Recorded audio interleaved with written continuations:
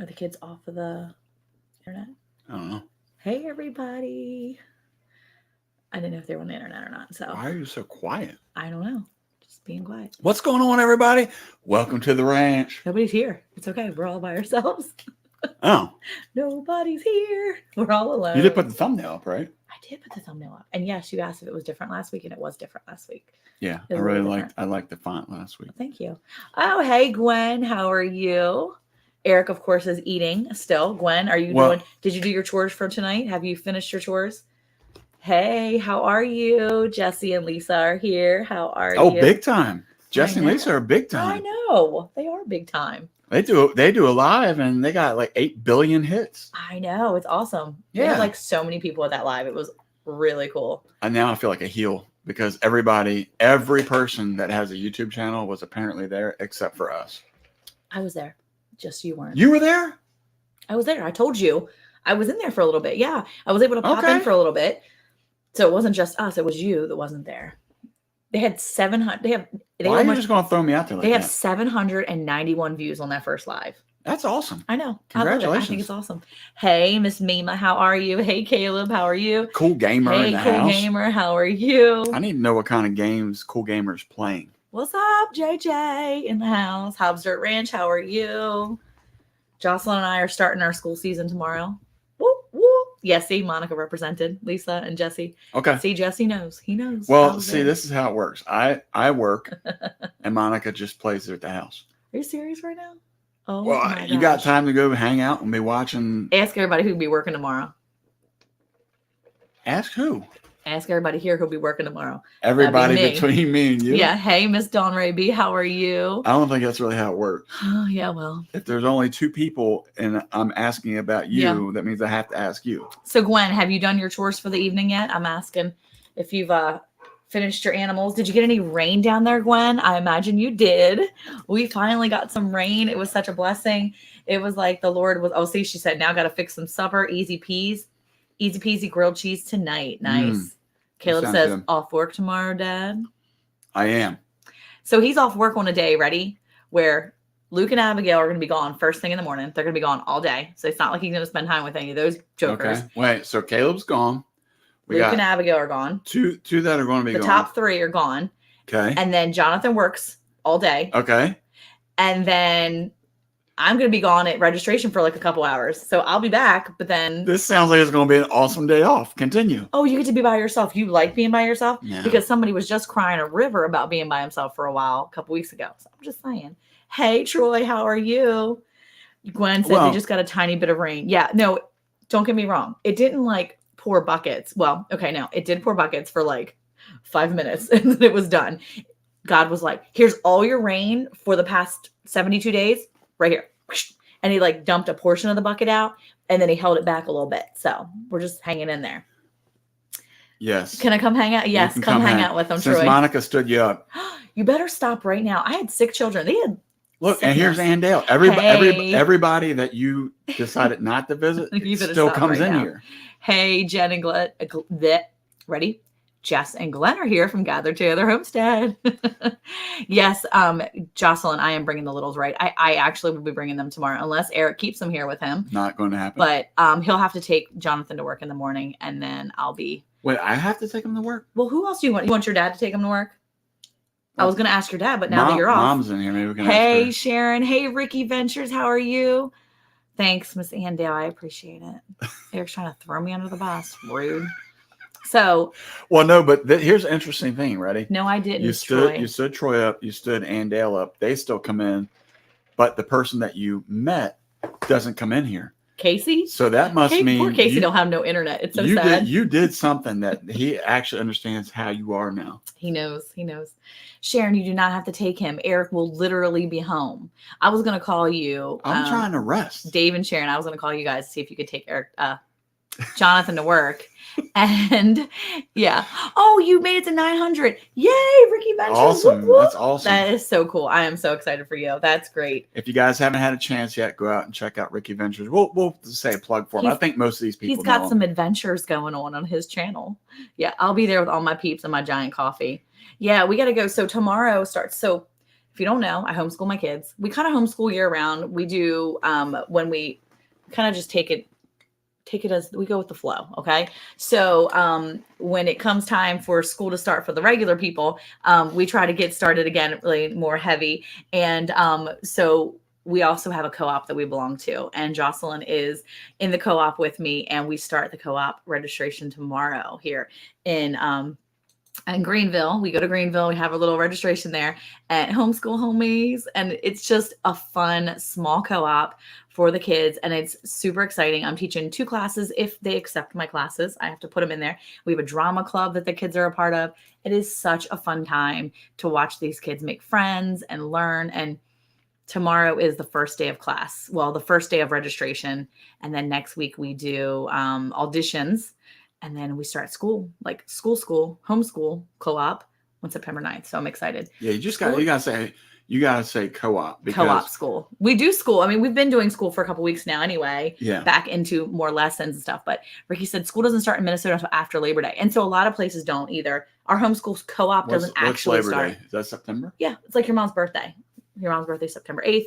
It's that weekend of your mom's birthday. I know my mom's birthday. Yeah. Oh, Bar Run Forge is 33 shy of 2K. That is amazing.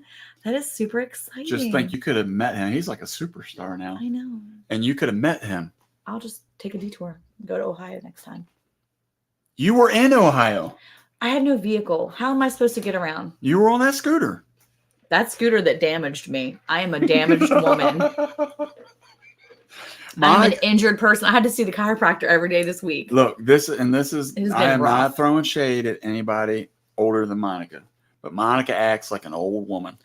Are you serious? You saw the bruise. She got a little bruise. I got a massive bruise. All of a sudden, it's massive. My shoulder is still messed up. You can see the residual bruising still. It's like right there. You can still see where it was. It's so bad.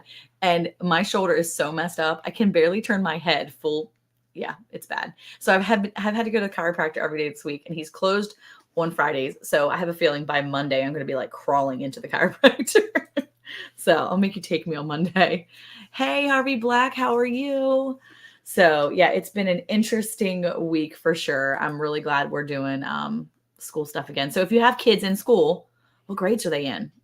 Let's see. Oh, Ricky said, yeah, she has nothing going on. I was going to say real quick, that's pretty cool. Jesse put up JJ and Chris, I know. Yeah, their Facebook, because they don't have YouTube channels. I love it. So, and they do post on their Facebook, which is awesome. County Fair's Labor Day, schools just shut down for the week. Ricky said he took his youngest to orientation today. This will be her first year of middle school, 6th grade. Whoa. What? So I've got this year. So I have 3 graduated now, and I have this year I have a 9th grader, a 7th grader, a 5th grader, and a 3rd grader, and a 1st grader. So that's my 5 youngest. I've got a bunch. My youngest is in 1st grade. That's crazy, guys. That's crazy. So yeah, if you have kids in school, what grade are they? Be right back. Bar Run Forge is like, I'm rolling out for a second. There's a better live on somewhere.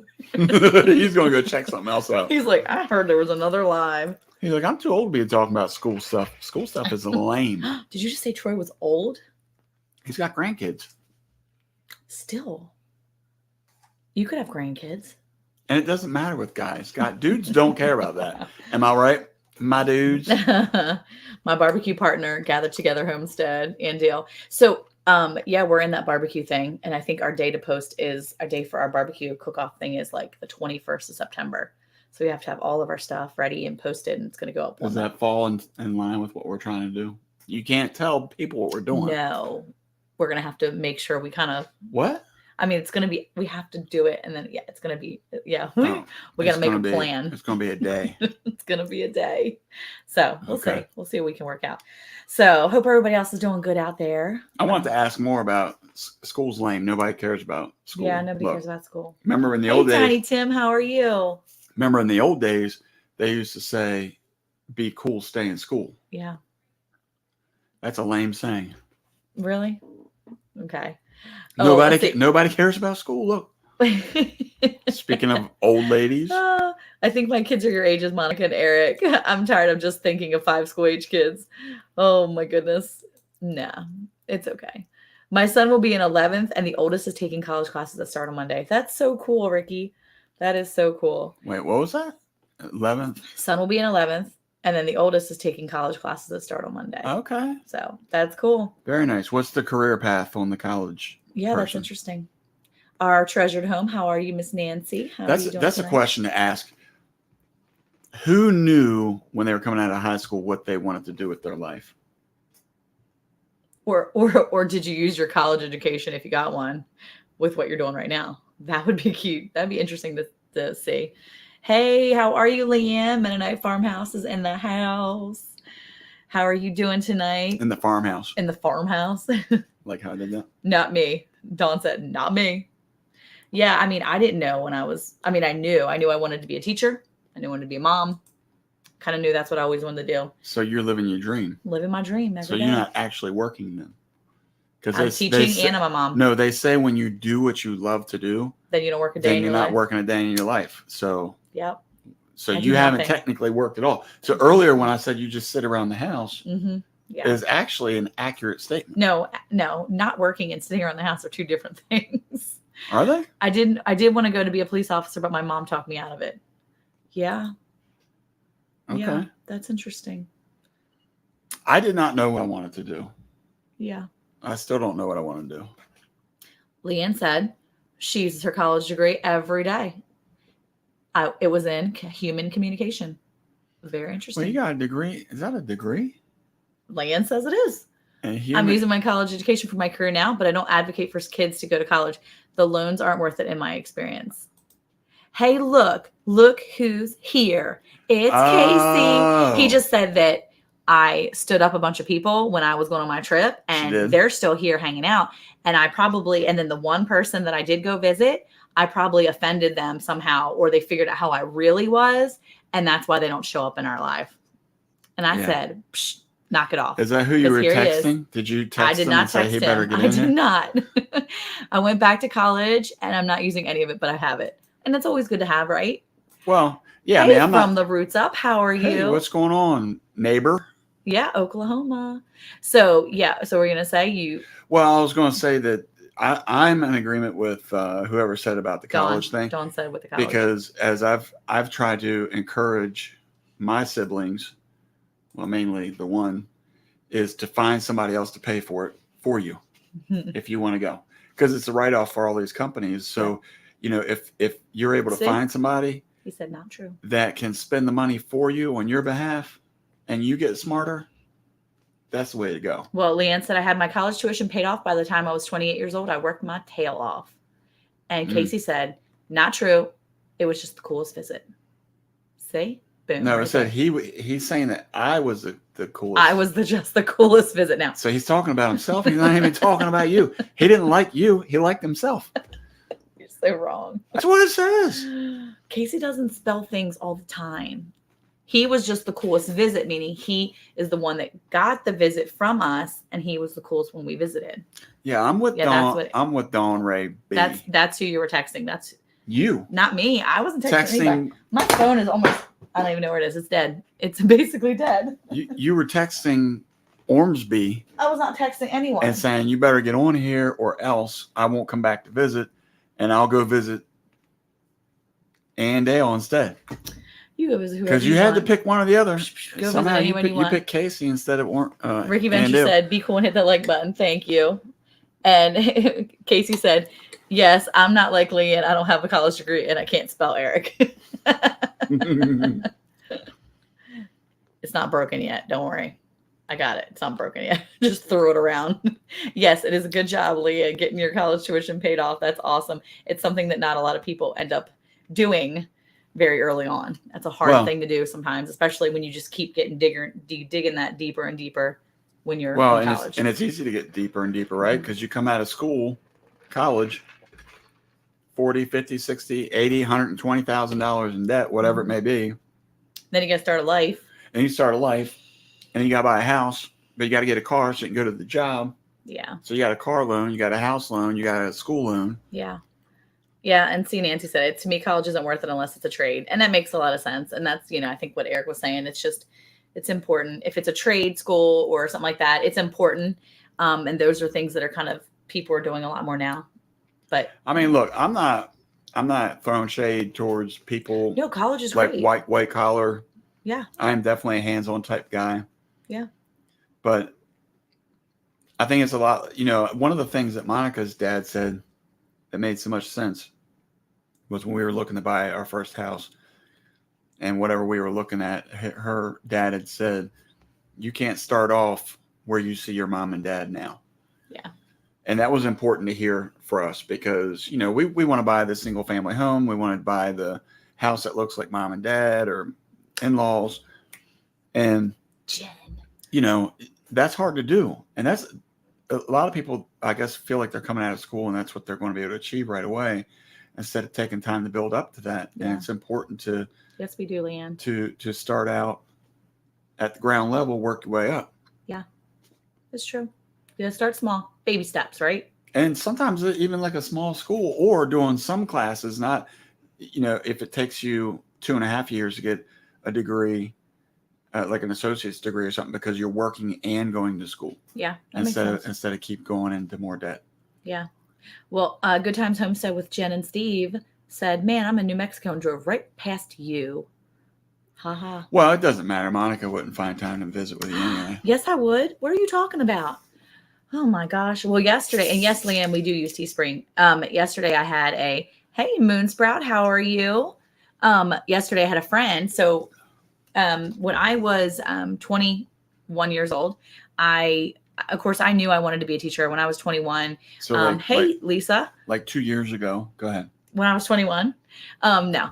When thanks. Smexy thing, you. So when I was 21, I was hired as a full-time I was basically in a full-time sub.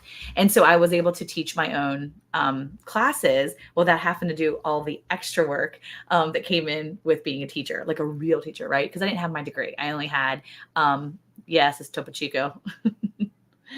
Topo Chico. Anyway, I didn't have my full degree, right? And so, you can connect your store to your YouTube now that you hit 1,000 friends. Ooh, good idea. Thank you for letting me know, Leanne. I appreciate that. But anyway, I taught a class in high school and I was only 21, but I made all these great friends in the school. And there was a few of the girls in there that were pregnant at the time. I was pregnant with my oldest, Caleb. And I'll never forget when the one girl, her name's Paula. She's watched us a few times here. She's friends with me on Facebook now. Really? Paula Schmidt. Yeah. So Paula has kind of followed us in this. Followed us in this journey. And again, I taught her senior year of high school for her, and we went to visit her when she had her son.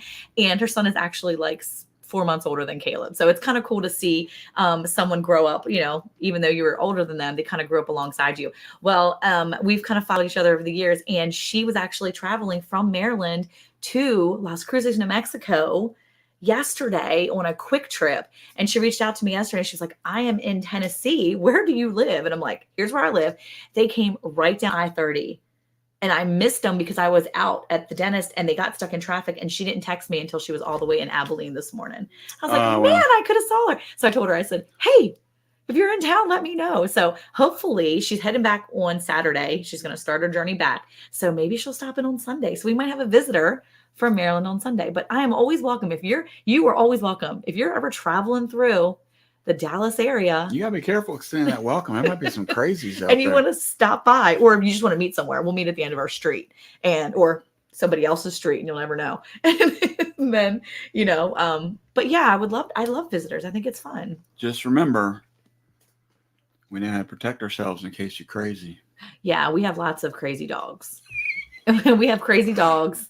And a lot of anyway, but yeah, I mean, we have crazy dogs. I don't know what that was. That's me going pew pew pew like Casey does. Moonsprout, did y'all get rain? Yes, we did get some rain. It was enough to leave little puddles, which was really nice, but not anything crazy. Let me tell you what happened for me the other day. Yesterday, I was driving. Yes, Nancy. She said I might stay and help out on the ranch. Oh, now if we're talking about free hands, that's what I'm talking about. We got room for you. Just come on. So I was riding home from work yesterday, and I saw this beautiful rainbow. And this rainbow was so vibrant, like you could literally see every Roy G. Biv up in that joint.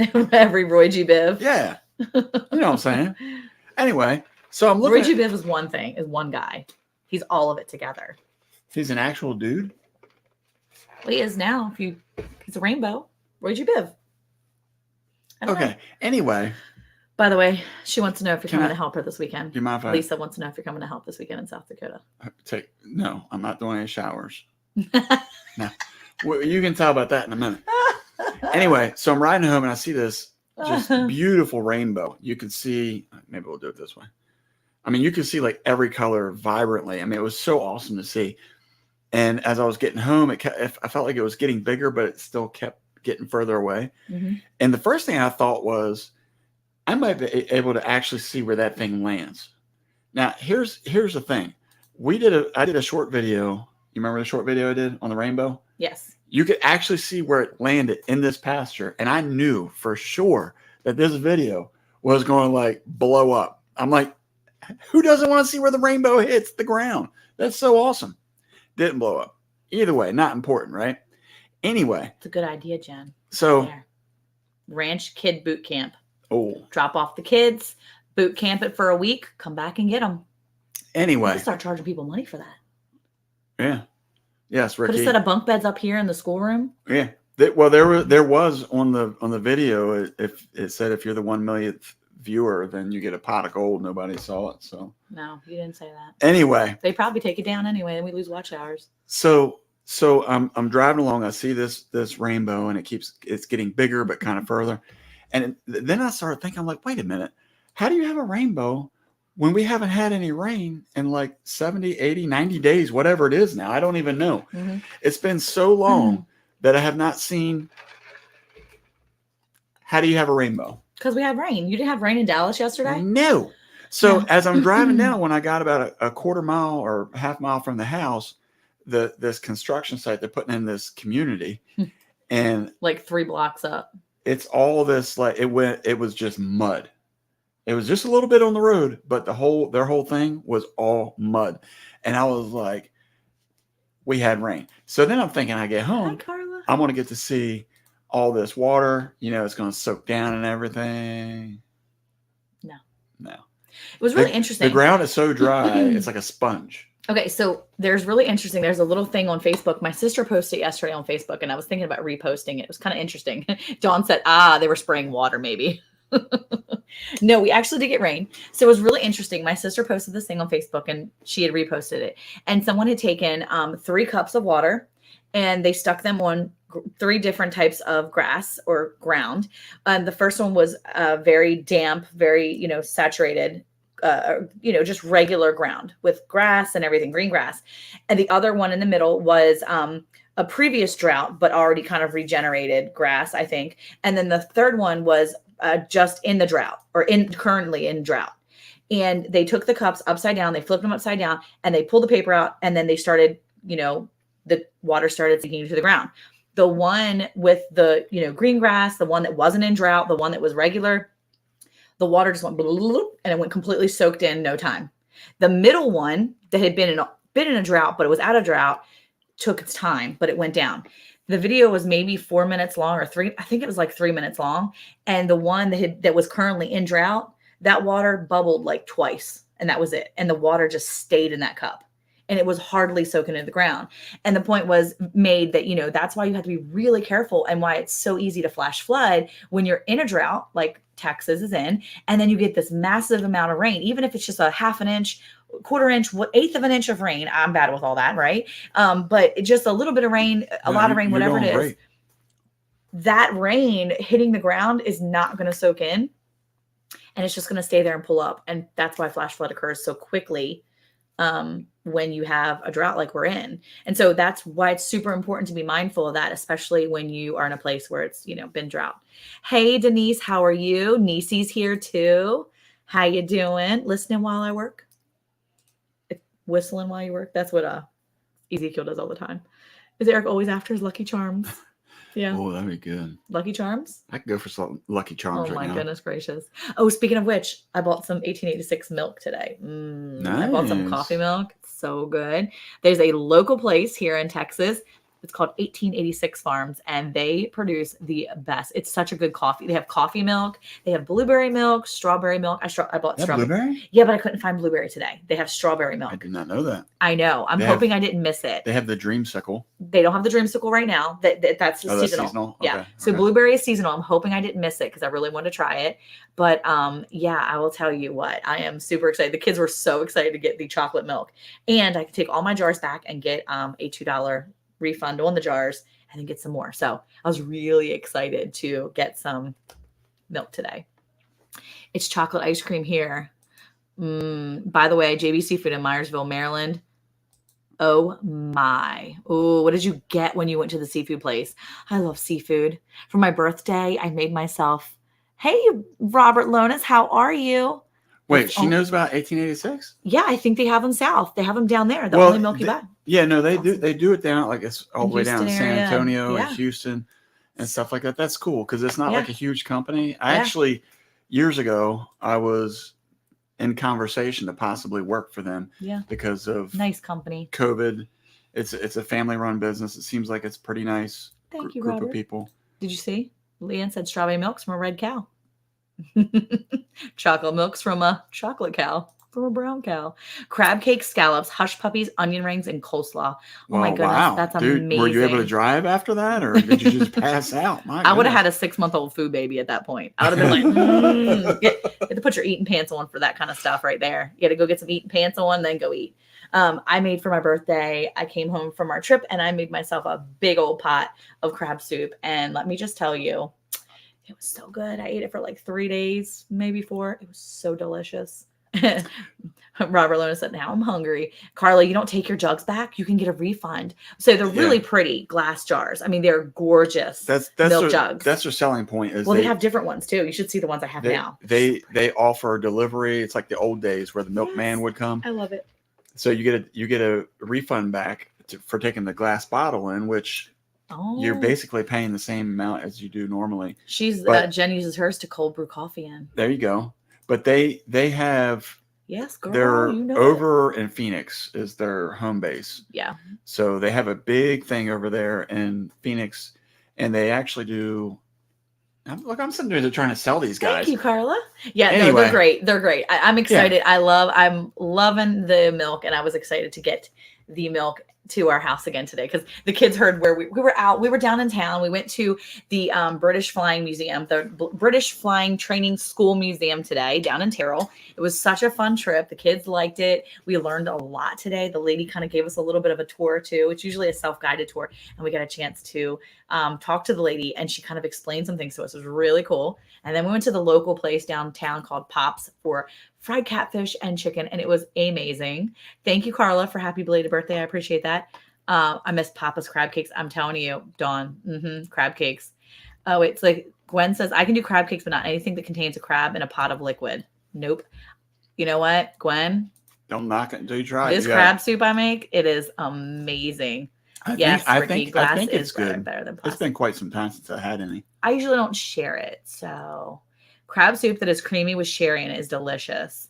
Yeah, so cream of crab soup is good. I like sherry, the drink, the liquid, sherry, the sherry, the liquid, sherry. Like, all right.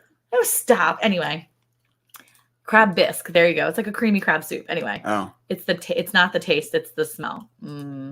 And the sweet tea. I didn't get the sweet tea. The sweet tea. It pops. Mindy got the sweet tea. Hey, Tony, how are you? Everything is good here. So, yeah, we had a really nice day today. We went to that alcohol sherry. There you go. I couldn't think of the word alcohol. She's an alcoholic. I got it. No, not she is an alcoholic. It's not alcohol sherry. That's not her name. That's like a Garbage Pail Kid. Hey, do you guys remember Garbage Pail Kids? Alcohol sherry. She's sitting there on the card with like alcohol poured on. What was your favorite Garbage Pail Kid?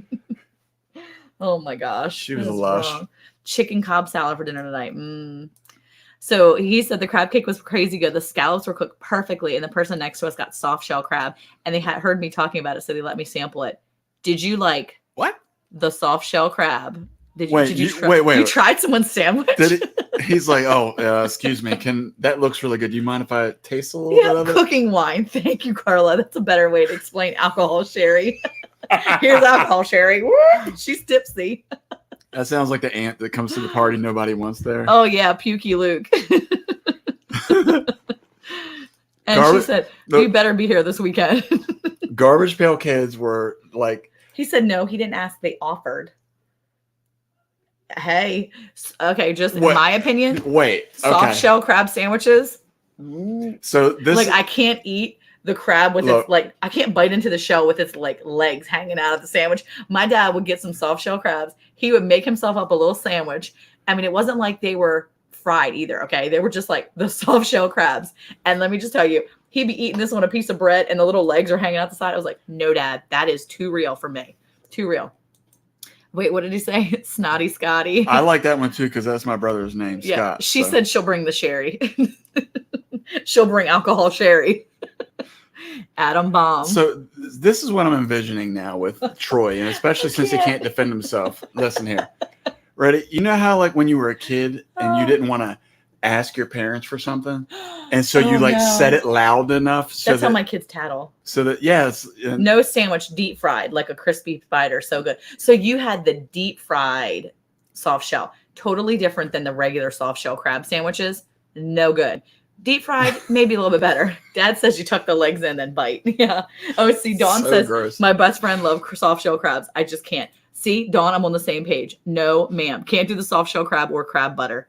The crab butter. The mustard. Is that what you're talking about? The mustard in there? Oh, is that... Hey, how are you, Frontier Survival? How are you doing? I don't... Yeah, the crab mustard is the crab butter, I think. That's the mustard inside. Oh, my goodness. My stepdad, Jeff, he is hilarious when he eats crabs because he is like a connoisseur of crabs, right? And this man will take his like knife and he'll like scoop all that mustard out, and he goes to town. He's like, "This is the best part," and he's like throwing the mustard on. What exactly is the mustard? Yeah, the crab poop. She says, "Yeah, the crab." Well, it's not the poop, is it? No, it's not the poop. I don't know. Probably all the. It could be fecal material that's built up inside. Jesse, we need to know Jesse, what if he's gone? I don't think he's here. We need the crab mustard. What is the crab mustard? Oh, I can't. What is crab mustard? This has been an ongoing battle for me and Monica because I like shrimp. She likes shrimp. Sometimes we'll steam shrimp. Yeah. But if they're not deveined, I don't want them. Okay? I just don't want them. Yeah. And people to sit there and just chow down on the veins, that's just disgusting. Okay. So the crab's mustard is actually the crab's hepatopancreas. So it's basically their pancreas that filters out all the funk that they can't. I'm going to throw up Dawn's comment right here on that one. That's why I don't eat it. It's the organ responsible for filtering impurities from the crab's system. I just want the meat. That's all I want. The yellow stuff is crawfish too. I wipe that ick off. So I don't mind the vein. I don't mind the vein in. You don't mind poop. I don't mind the vein in shrimp. It's a vein. It is a vein. It's their intestine. That's what they poop out of. Is it really? Monica, are you joking me right now? What do you think that vein is? It's the intestinal tract of the unappetizing grit. Okay. Hence, poop. It's not that big of a deal. What do you mean it's not a big deal? It's not a big deal. How do you not think that's a big deal? It's not that big of a deal. You literally ate pig nuts on the... It's meat. No, it's baby piglets that haven't been attached to the egg yet. It's essentially half of baby piglet. Yeah, that's what it is.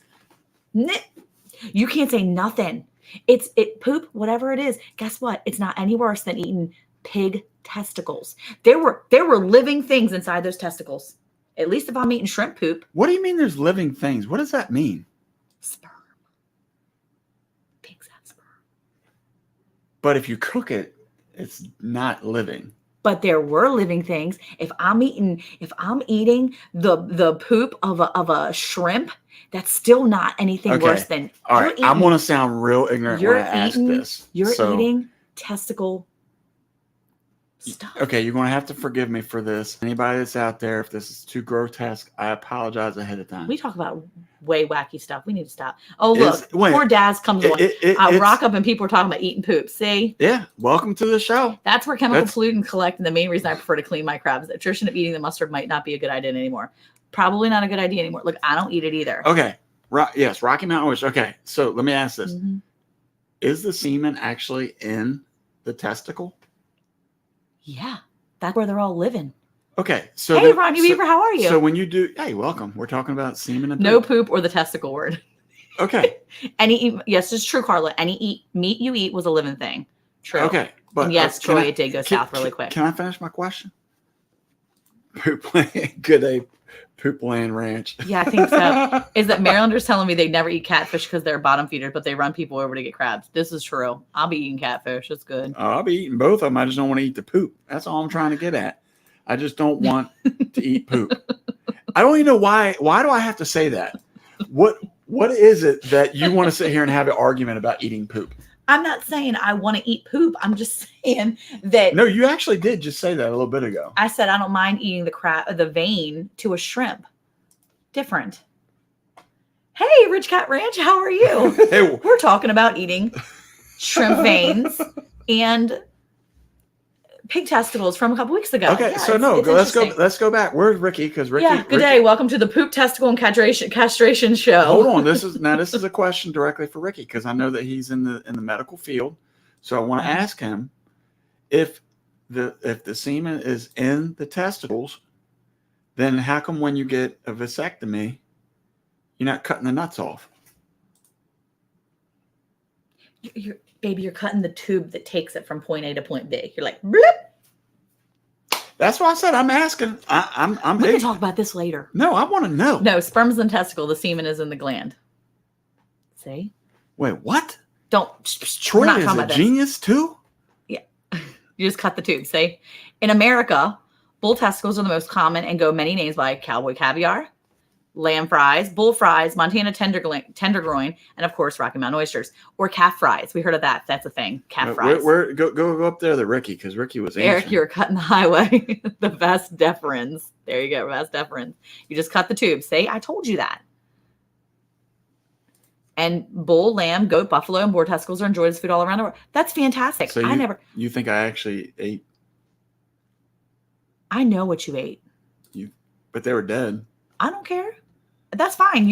We eat dead animals all the time. We don't eat living animals. So, I mean. Well, that's good to know. I mean, loaded with protein, vitamin B, selenium, and zinc. There's no reason not to go nuts with those. Well, animal nuts. I love when you cut and paste, Jesse. It's amazing. It isn't. Okay, maybe not.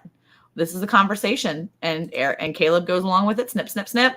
And this article will explore the origins, nutrition, benefits, taste, and texture of easy Rocky Mountain Eastern recipes. Let's have a ball. Yeah, feeding it to your dog, totally fine, right? Yep. In the Michael Scott voice. Yep.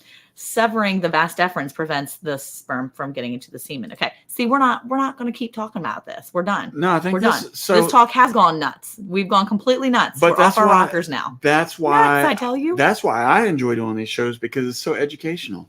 Yes. Tiny Tim Posey said, and Daz exit stage right. Daz is leaving because we're talking about stuff like that. He's back. Man. He's out. He's like, I can't take this. See, this live is off the rails. Yeah, we're out of here. Hey, Kelly, how are you? Welcome to the educational show. Yeah. Thursday night education. You can tell we're homeschool people. We're talking about Eric eating pig nuts and how I don't mind eating shrimp poop, apparently. That's kind of it. That's the catch-up right there. Sometimes the tube repairs itself, thus a failed vas. Ricky Ventures is the smartest nurse guy. Yeah. I don't think you have to say guy. It's just nurse. Yeah. He's a smart guy. Yeah. Well, I was trying to say he was a smart guy. And then I was like, well, he's a nurse too. Like he's a medical field guy. Yeah, smart guy. Awesome. I'm pretty sure Lewis and I got procreation down pat. Yeah, I mean, that's not a thing. Yeah, that's not a big deal. But yeah, okay, there you go, right there. All this explanation, learning things you never wanted to know. Hey, if anybody has any questions for Ricky, just post them. Yeah. Yeah, pig intestines, chattering, or sausage casings. Yeah, all that stuff. I mean, so here's a question. It's okay for you people over there, but I'm 30 minutes away from lunch over here. I can't take it.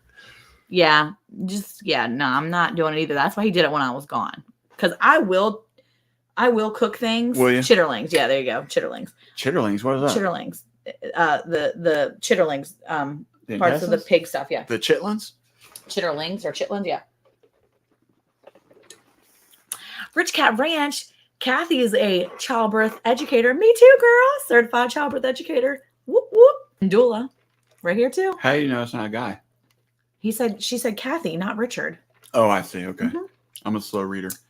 Hello, how are you doing? I used to do vasectomies with my surgeons in the military, Grace Fire's hubby. That scared me a little bit until she put. It wasn't her, it was her husband. Okay. We have just been busy. We should be back in our live next Wednesday morning. Yes, good. I was going to say, I saw that you guys were off this past Wednesday. So, yeah. Oh, there you go. Tiny Tim's has it. The new Bland's winter song. Pig nuts roasting. Nuts roasting. On an open fire. On an open fire. You should sing it. Look at that. Right there. Mike comes in here. I come in and the education begins. Yes, it's been nuts in here. That's for sure. Yeah. Yeah. All that started because we talked about, you know who started that? Troy started that with his visit to Maryland and how awesome the seafood was. That's what it was. He says, well, I guess a lady with 8 kids should have a pass on talking to others about childbirth. Yeah, yeah. Yeah, she's excited for you singing.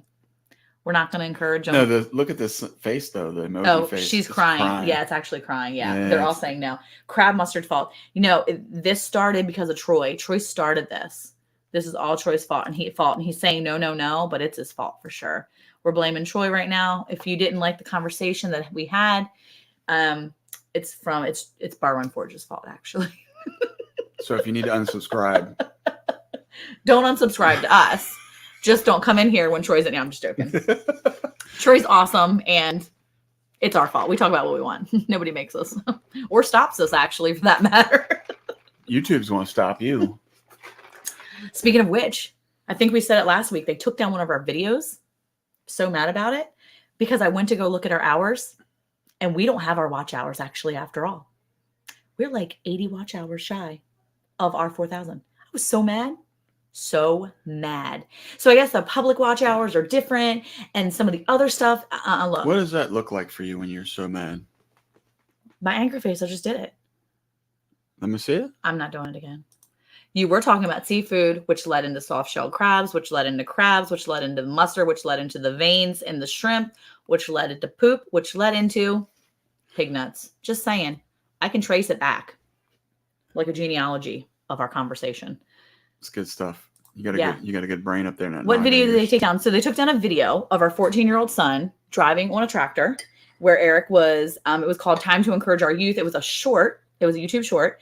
And it got a good amount of hits. It wasn't like, some crazy thousands of hits, but it got watch hours for us. And it just irritates me because they took it down because they said it violated their child protection policy because he was driving a tractor.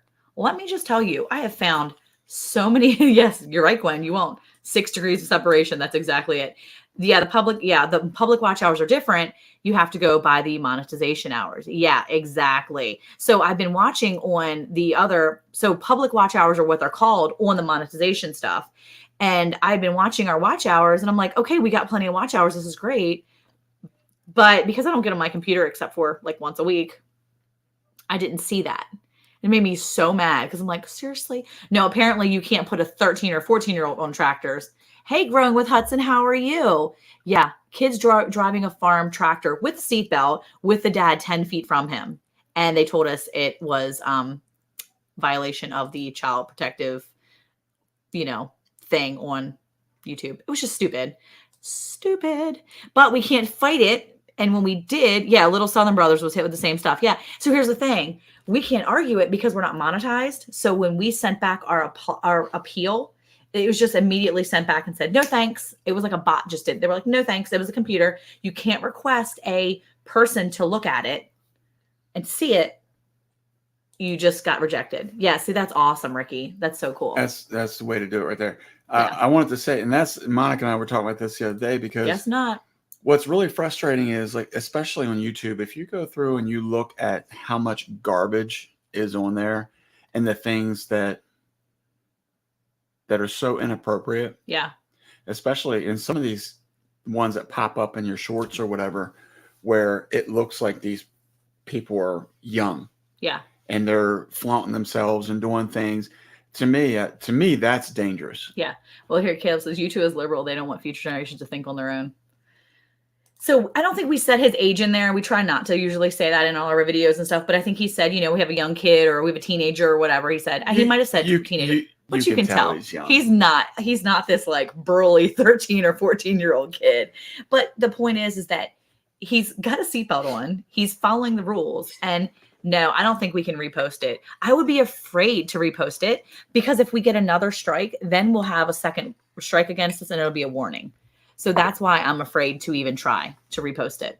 I wouldn't even try. She said my shorts are inappropriate. How are you, Rochelle? She knows they're inappropriate, and she's, it's good. Yeah, that could be the thing. He was on a Mahindra, so maybe they were John Deere lovers, and they were like, absolutely not. Get this Mahindra out of here. I don't know. Yeah, it's farm life and it's garbage. Oh, okay. She don't like farm life. Lisa's like, it's farm life and it's garbage, y'all. She didn't say y'all, but I put that in there. Yeah. It needed the rope, the ropes up and seatbelt on. Well, he had the seatbelt on. That's the thing. I don't know. That's why it was deemed unsafe because of the Mahindra. Yeah, that's what it was. Yeah. Was it broke out shorty shorts? Yes. Brampton Gardner's walking in with her shorty shorts. She probably actually sewed them herself. Brampton Gardner's shorty shorts. She got, well, let's see what age bracket we go with. Hot pants. Daisy Dukes. Yeah. Those ones? I don't know. That's what she's sporting around? Jeannie Lipsky, how are you? So glad that you're in here. Yeah. So if you haven't checked out Ricky Ventures yet, go check him out because he is so close to 1,000. I believe I'm trying to go see where Lazy Days Ahead. How many do they have? I was just there. Lazy Days Ahead is at 935. So they're super close too. So if you haven't watched Jesse and Lisa over there at Lazy Days Ahead with Jesse and Lisa, they are amazing. You definitely want to go check them out. There are so many people here that are super close to getting that 1,000, and that would be so cool if you could go check them out. Hey, Jeannie, how are you? How are you doing tonight? But yeah, most people in here are probably already subscribed to Ricky, but if you can share them out, if you have a community page, share them out, Hey, Scott, how are you? What's going on? Yeah, it's one of those things where, it'll happen quick enough. You'll see, Ricky. You'll be monetized probably before we will. With our 80 watch hours to go, Ricky will be monetized in the next week or so, and we're still going to be like scrubbing trying to get our watch hours in a month. That's all good. Which is fine. It's fine. We'll do what we can. Let's see. I was going to go check out something real quick and see. You were talking to Jesse? Yeah, no, Jesse and Lisa, I already checked them out. They're less than 100 from 1,000, which is awesome. And they had a live last week, and they had like almost 800 people in their live view their live. They had like 80 people at a time in their live. I was in there and I was like, 80 people, that's amazing. So it was pretty cool. I was really excited. Yeah, the last 100 watch hours are brutal. Yeah. Carla said, if I were Daisy Dukes, I'd end up on a video for people at Walmart. Work it, girl. Work it. Well, I will say this week has been an awesome week. We were able to get hay and we got rain. 2 things in 1 week. It was an awesome week. I will say that for sure. It has been a fun week. We've had some great things coming up in here. It's been a really good week overall for that. For all the things that we needed to get. The Lord has answered so many prayers this week. So let's see. Growing with Hudson said, I'm eating banana chips. What are y'all snacking on? I'm done eating for the day. I'm finished by 7. Eric has been eating his dinner. So he was eating some leftover spaghetti with some Parmesan cheese on it. And you might want to go listen to my live for the first 30 minutes. There's some info about the backside of YouTube and how I messed up. Ooh, I will do that, Andale. I will definitely do that. Yeah, Harvey Black has it right. Cat videos equals 1,000 watch hours in a day. LOL. Yeah, I need to go get some cat videos up on this joint. No, Caleb, he's not eating chili. No, he's eating spaghetti. Brampton Gardner. I refuse to have to do a bikini wax to wear shorts. No booty shorts for you. We're not going to go there. We're not going to finish that conversation. That's going to lie right there. A fun joke in the car when you're driving, yell, hey, in the car when you drive by a bale and everyone asks, what? Go Go buy a shed to house. That's a classic dad joke right there. That is a classic dad joke. Would you laugh at that? You would laugh at that. I did just laugh at that. That's funny. Yes, you're right, Lisa. Animal videos are the bomb. Well, I think it's interesting to look at the difference between Instagram sometimes and YouTube. I pointed that out. We were recording last night for the podcast. We are back recording our episodes for our third season of Round the Hay Bale, and I was super excited to see my people again. Enjoy your night, Kelly. Thanks for stopping in. Time to date her man. Enjoy your night. She's gonna go date her husband. Yeah. So go have a nice night. Anyway, we were doing our podcast last night, and I noticed that Casey over at Ormsby Farms put out a reel and on YouTube, and then he put the same exact video that was a reel on YouTube, put it out on. This wasn't him dancing, was it? Yeah, it was the one of him dancing. Oh, he put it on YouTube and then he put it on Instagram. Well, let me just tell you, the one on Instagram had like, I don't know, 150 watches, 150 plays. That was it. The one on YouTube had over like 2.6 thousand watches or plays or whatever you want to call it. So the difference between YouTube and Instagram was crazy different. And I was like, wow, that's interesting. That's one thing we don't do enough of here on our channel is post the same content on the same platforms. So that's something I might try to do is kind of take a chance to start posting some very similar content too. You going to start dancing? No, I'm not dancing. I'm not saying that. I'm saying similar content, meaning if I put it up as a reel on Instagram, I may put it up as a short on YouTube. We'll see. I just want to say, I don't know if Casey's still in here or not, but you better leave Casey alone. He did a good job dancing. He's having fun. He's putting stuff out there. But see, no, that's the problem with you. You're a mom. You're telling them. Hey, no. YouTube said he did a good job because YouTube got him all the watches. So knock it off. No, people watched it and they were like, "This guy is crazy. He can't bend." He was doing the robot at some points. Okay. Only dates I'm having are from the box from Costco. It's good to intentionally date your husband. That's a good thing. Where's Casey? I feel Casey gone. I feel like I want to say some things, but I'm sure there's some dad playing with cat videos somewhere. Dad jokes, cat videos. You can't go wrong with spaghetti. It's true. It's true, Hudson. True.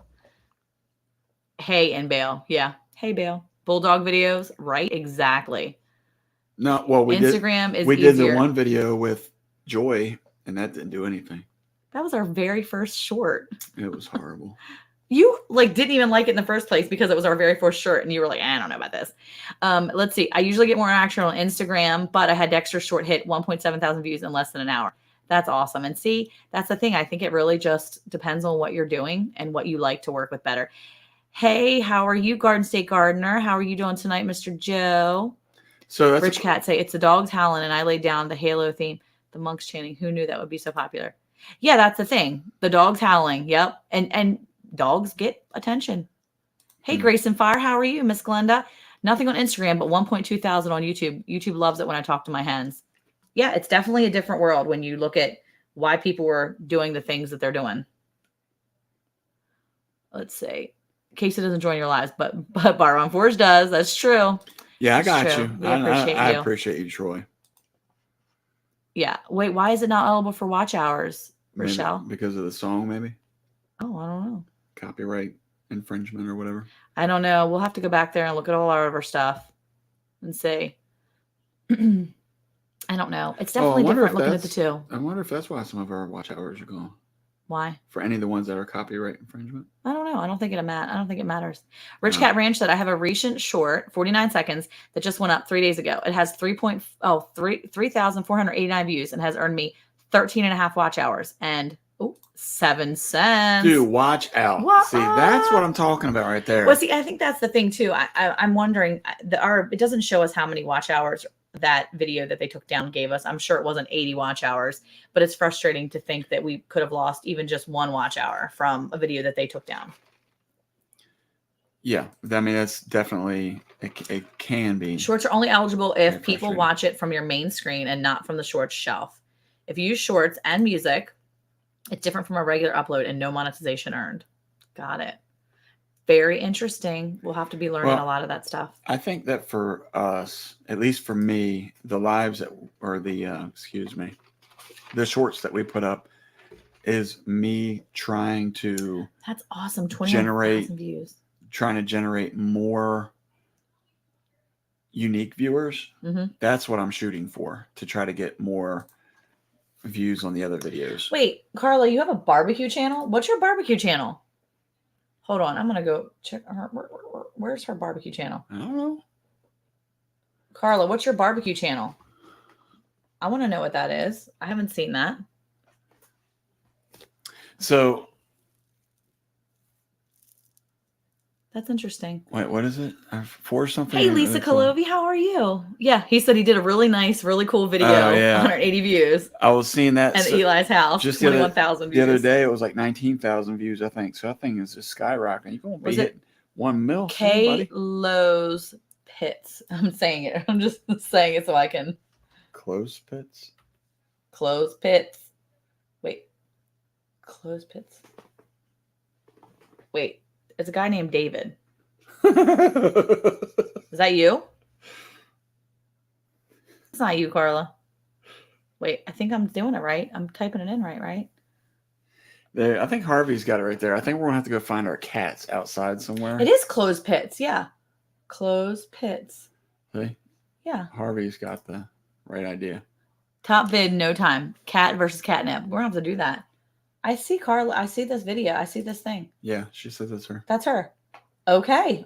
Well, I'm going to be going to subscribe to that. Already Smokers subscribed. and Grills. Restaurant Smokers. Custom. I already subscribed to. Done. Boom. That's cool. That's cool, Carla. I like that. So, wait, is she in the barbecue contest with Tony? Probably. Man. She's going to smoke us. That was a dad joke as well. Oh, whatever. That's rude. You probably shouldn't lean on your arm since your arm hurts so bad. It does. It's my shoulder, actually. I never know what videos are going to do well. None of us do. Rochelle, none of us do. Hey, Miss Ariel, Viking Venture and Victuals, how are you doing tonight? Boy, or today? Because it's daytime for her. You just said that like right out there. I know. That was good. Know. Thank you. Thank you so much. Wait a minute. No, Rich Cat Ranch. The idea from Harvey Black was for us to do cats and catnip. No, Rich Cat's doing it. Hey, they're on it tonight. After this live, everybody's going to like run right out and start recording catnip and cats and catnip. Yeah. Say, look, that was a dad joke. Yeah, it was. It was a good one. Yeah. That was a good joke. Do you think so? I think it was a good one. Okay. Well, as long as you're happy with it. Oh, Baby Goat Short has 30,000 views. See? Very nice. Oh, her top video of the week for Brampton Gardener is the plant of the week, 4 o'clocks. What? Carla said, I'm a state champion, and yes, you and I are scheduled to post the same day. I did notice that. Yeah, she's literally going to smoke us. Mountain Grandma, what's going on? Hey, Tammy, what's up? I still like that joke. That's not getting old. It's still, no, it's still not funny. It's so funny. Number one. And Kathy said, it's a race now. It's a race. Eric's like, I got to go. You got to find one of the barn cats. They're not even going to let you go near them anyway. You got to find Jane. She's I'll get them. Oh, doctor phone call in a few minutes. Well, take care of yourself, Daz. Thank you for coming in. We love you. We do. We love Daz. He's awesome. What is? We just blue kisses all the way to Australia is what we did. Wow, that was impressive. Oh wait, what was it? Oh, I just something. You guys are singing on my channel again. No way, are we? I have to go look. I saw that you did one for Jess over at Gathered Together Homestead, and that was cute. I feel like we could bring like some quality views to Garden State Gardener. Oh, we think so? I think so, but I think we need to like full body shots and like cowboy hats and stuff. Nope, we're good. Oh, Lan's back. She's just in time because our visitors, our guests are getting ready to come in. Best video I did for Ricky Ventures was showing how to maintenance on a Toro lawnmower. Lots of views, not so many subs. But you know what? Oh, yeah, Carla, David is a world champion. Wait, who's Dave? Wait. That's the guy that runs the closed pits. Closed pits. Just sounds funny. I'm sorry. Are we saying it right? Is it like closet pits or something like that? K-Lou's pits. Closed pits. It's closed pits, yeah. K-Lou's pits? Oh, I don't know. Maybe it's someone's name. Oh, wait. I missed it. Wait, what was it? Grace and Fire said, my top video was my aunt buying 3 large packages of bamboo paper towels for $3.74. Got 4.2 thousand views. She's from a different channel, too. LOL. Huh. Yeah, that's always nice. I'm getting a lot of great ideas for our next videos. Okay, where's the guest? Wow. Jesse hates us. He's like, I need these people up here. Well, who are we interviewing? Are we interviewing just the wife? Just the wife. I'm looking in the Jess green is room. sitting down there. She's ready. This is normally... And normally... clothes pits are in Houston, Texas. I know. It's pronounced close, like get close. Oh, close. Like close, like close pits. Like your pits are close to me. Maybe. Close pits. Okay. Or close. He did one of my lives too. Pits. It's hilarious. Close pits. Okay. Close pits. Well, anyway, I'm still a part of it. Oh, yes. Elton John and Kiki D, Eric and Monica. Oh, my gosh. I'm going to have to go see that. I'm surprised Glenn and Jess stay up this late. Maybe we need to get... Can I speak, please? You're skirting out the here. Garden State Gardener. Maybe Joe? I'm the channel. Why are you like skirting? Why are you... Because you won't give me an opportunity to say what I want to say. Say it. We need to get the link for Garden State Gardener up here so that people can see us singing. Oh, yeah. Is it like close to you or close the door? Whatever song it is. Oh, I don't know what song it is. Okay, I'm going to go find it right now. I'm going to get off of Is it really Elton John? Please do not tell me that he had me doing Elton John. It doesn't matter. That's fun. Garden State Gardener. It's hilarious. Okay, I'm going to go back. Oh, there it is again. 4 minutes ago, he just put it up. We can't hear it because... Wait, what? Yeah, he's never seen it. I'm going to post it so that way you guys can see it. And Rich Cat Ranch said it's pretty sweet. What was the other song? I forget what the other one was. Let's see. I'm going to put the video up. This is Joe. Close to you, close to you, Carpenters. Oh my gosh. Oh, you love the Carpenters. I do love the Carpenters, but we haven't heard it because I can pull it up, but I can't see it. All right. We should probably pull our guest up here because now we're 2 minutes past. Is she ready? Jess, are you ready? Is the wife ready? The wife. What are you going to call her? The wife? Yeah. Is the wife ready? Is she the wife? Are you ready, Jess? Is that a thumb? Oh, that's a thumb. Okay, we see it. All right. So, well, we're going to just bring our guest up here. We're going to bring one. You're just going to do it? Yeah, we're going to do it. So then you're going to make her husband feel all awkward because he's walking in? Yeah. Hi. Hello. Hello, wife. Glenn had to go gather our children. They went on a bike ride and disappeared. So. Oh my gosh. I've been watching a lot of murder shows. That is not something to say. You don't say that to someone. No, I'm just saying. Kids are home in the house. People disappear. Don't say that. My neighbor texted and said they were there, but. Okay. Yeah, they were gone. They just were gone longer than we anticipated. And so it was like, well, it's dark. Probably should go check on them. So he went to get them. The live stream's a lot of fun, but my kids are kind of a lot more important. So somebody had to go get them. Yes, that's definitely more important. They'll be here in a minute. Yeah, Brampton Gardner said she even left the chair there. Yeah, it's ready. Oh, he's coming back. Yes. He's coming back. Oh, he's there now. Oh my gosh. Well, that's cool that your kids are able to take a bike ride and just kind of go and do because, you know. Yeah, we kind of like live out in the sticks and there's just not much traffic out here. So they kind of have boundaries of where they can go, but they're social and they know the neighbors. And so they stopped and chatted. Do you put up them little electric fence things like you do for the dog to keep the kids in? They put a shock collar on their arm so that when they go beyond the boundary, they gotta go back. Them. Yeah, no, that's a good idea, but no, they no. I have lots of great ideas. Some of them just might not be CPS approved. Right. Yeah. The empty chair is a nice touch, Ricky said. It'll only be empty for a minute. Oh my gosh, I love it. Well, welcome here to the live Jess from Gathered Together Homestead, and then her husband Glenn is coming. If you guys don't know who they are, which you should, you need to go and check them out. I was going to say people should know who you are. I think most people in here know who you are. Let's say the bikes stop when they get off the property line, like the grocery carts. Yes. The radio fence. So did your husband bring you flowers? Is that what I'm saying? My child did. That's so cute. That's nice. I love that. Your husband looks really young. Yeah. Isn't he cute? I think they call cougars. I think Stop it. Hey, how are you? This is our oldest. He just turned 13 yesterday. Congratulations and happy birthday. Thank you. It just isn't right. Where's your dad? Now that you hit 13, what's your name?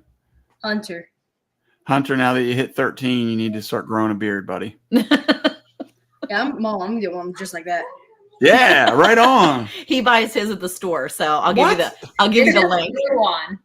Yeah, I'll give you the link. I'll post it later. I'll send it to your mom for Do you. you have an Amazon affiliate link for that? You what? Do you have an Amazon affiliate link for that? Yeah, I'll make sure I get one. Yeah, we can do an affiliate link for that. It looks really real, but we're not going to pull on it because it might fall off or whatever. So, no. It's about as real as it gets. But look, listen here. He does real good glue is what he's Here got. you go. Life hack for you, Hunter. If you can't grow it yet, get a black Sharpie and just fill it in. Do not black Sharpie your face. Yeah.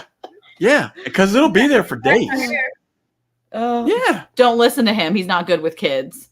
Yeah, see, I was thinking about doing some Sharpie like right along here and closing this little bald spot off. Do the little dots so it looks like it's. You might have to do both sides, love. No, you just do one side so it looks like you've combed it over.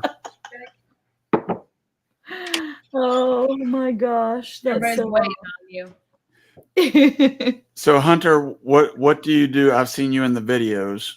What did you see him in video? What type of animals do you typically take care of?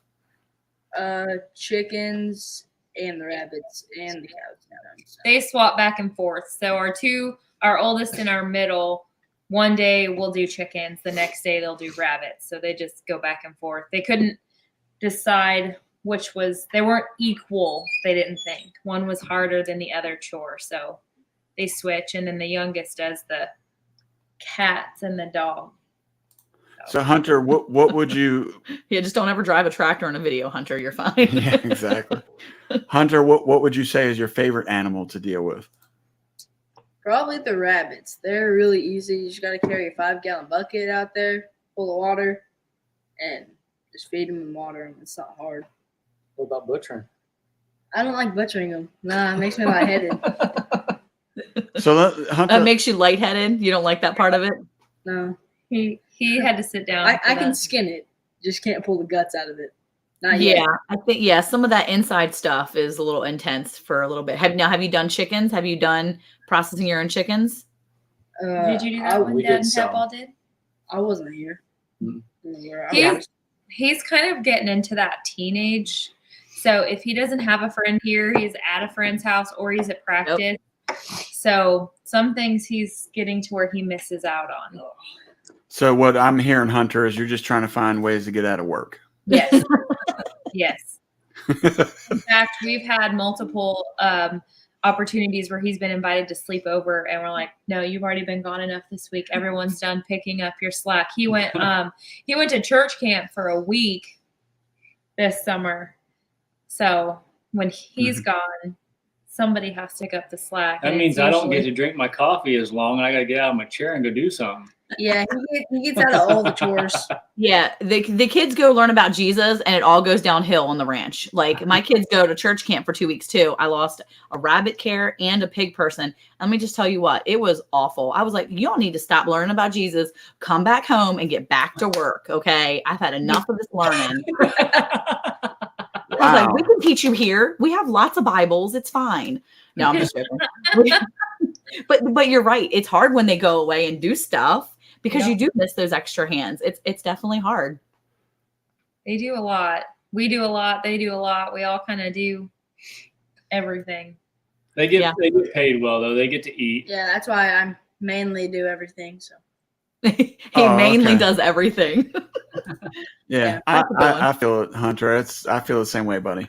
I just can't get him to make any videos to post. So yeah, I'm gonna start videoing. I'm the one who always has to go split wood, start fires, take care of animals, do the garden.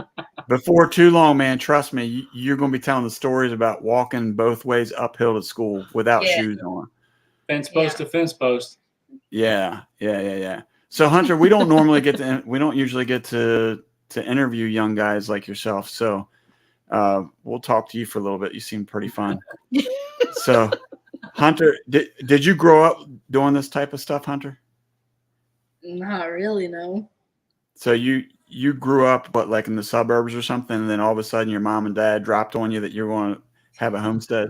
Pretty much. Oh, we lived in town first, and then moved into the country, but we only had like dogs and a couple cats. Just had a couple acres. Yeah, and then moved back into town for a couple years, and then we moved here, which I like it here a lot more than everywhere else.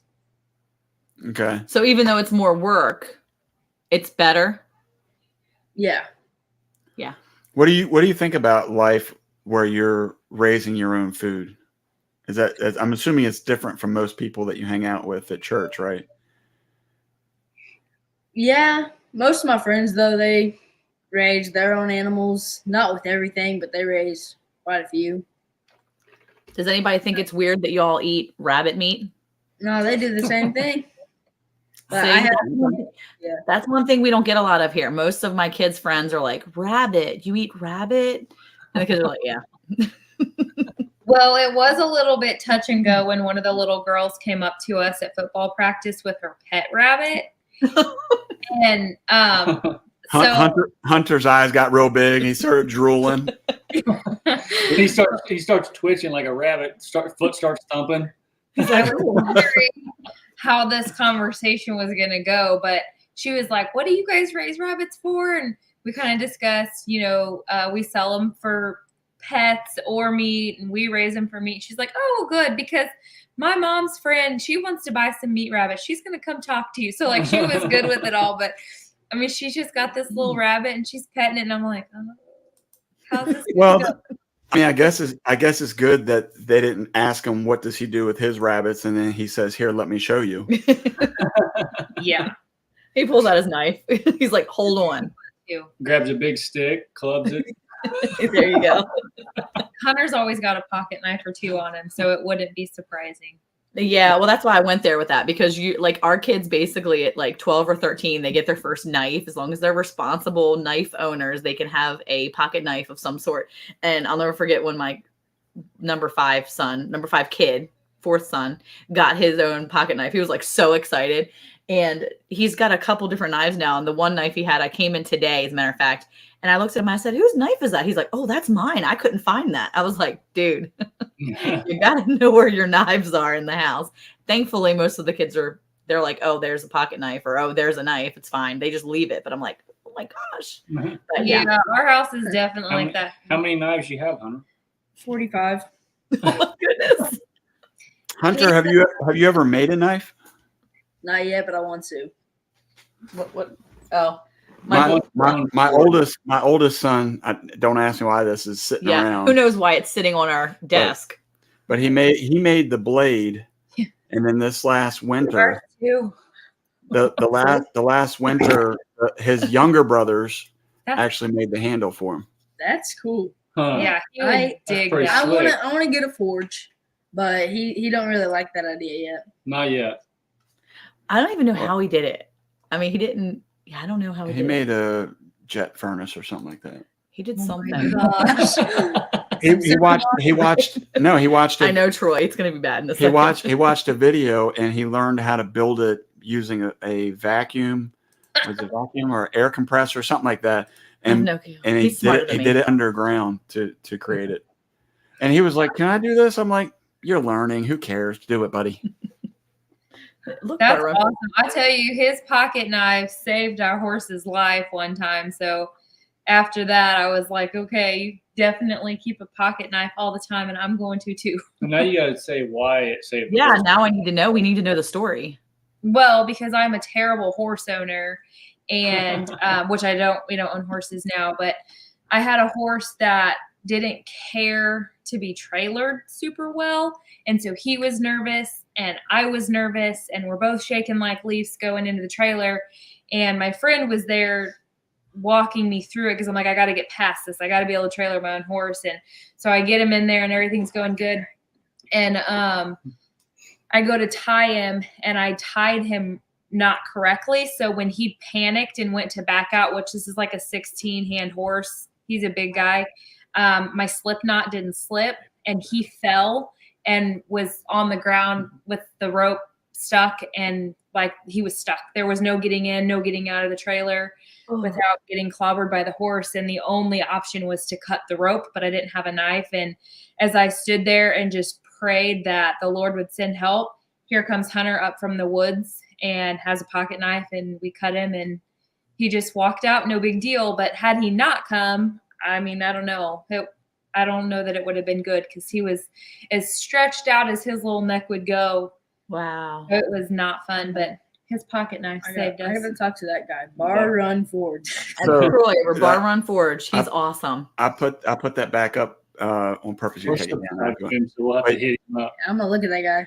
Yeah, so he does. This is a Christian guy. All of his stuff is really good. He shows you how to make different tools. He finishes up with scripture, which is awesome. Yeah, he's got a lot of really cool stuff, and his t-shirts are cool too. Just saying. He made us a brand for our meat, which is really cool. So we have our PLR and a meat brand. So we had ordered it from him, and he did that custom for us. And he has a video on doing our brand, our little meat brand, and so we can brand our steaks with PLR, which is pretty awesome. Yeah, it's pretty cool.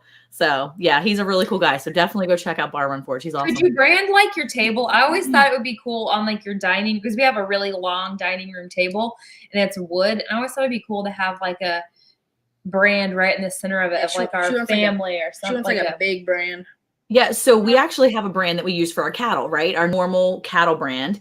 And it's an electric one that we heat up. We plug it in and it heats up. We have branded, so for my son's wedding last year, we had cut not little, but big chunks of cedar. I guess they were 1.5 inch slabs of cedar. And we put our brand for our ranch in the center of all of the slabs of cedar. And we use them as centerpieces for the wedding. And so now we have a bunch of them. And so when I went to visit Casey over at Ormsey Farms, I took him one of our branded pieces of cedar and I left it there with him as a little table setting or whatever. And so it's a piece of our ranch, but it was cool because we had like 20 of these made custom for the wedding. So that piece of, you said custom, we customized. Yeah. We turned the iron on and just started burning wood. It's still custom. You pay people for that stuff. But we also did it on our ranch sign. So when you come into our property, there is a sign that says the name of our ranch on it, and on each side of the wood that we've done, we've put the ranch brand in the sign. So yeah, you can, if you have a brand, you can brand your wood.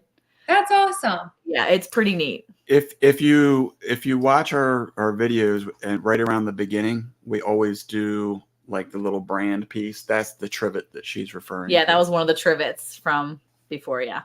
That's really cool. Yeah. So I wanted to go back to the knife thing for a second. You guys are multiplying back there. What's going on? There's another one. I got a knife that I didn't make, but the dude who lived here before us made it, and I found it out in our chicken coop, and I got that one downstairs.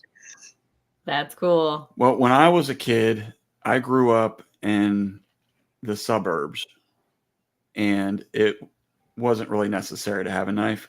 My dad grew up in the mountains of West Virginia, and my dad and mainly my uncle would shame us whenever we would say like, hey, does anybody have a knife? And they would say something along the lines of, how can you not have a knife on your pocket? Yeah. And I never understood that until we started living on a farm, because now I do carry it. I have to carry it because there's so many times you need to do stuff. You need to have a knife, just like with the horse thing. You got to have something.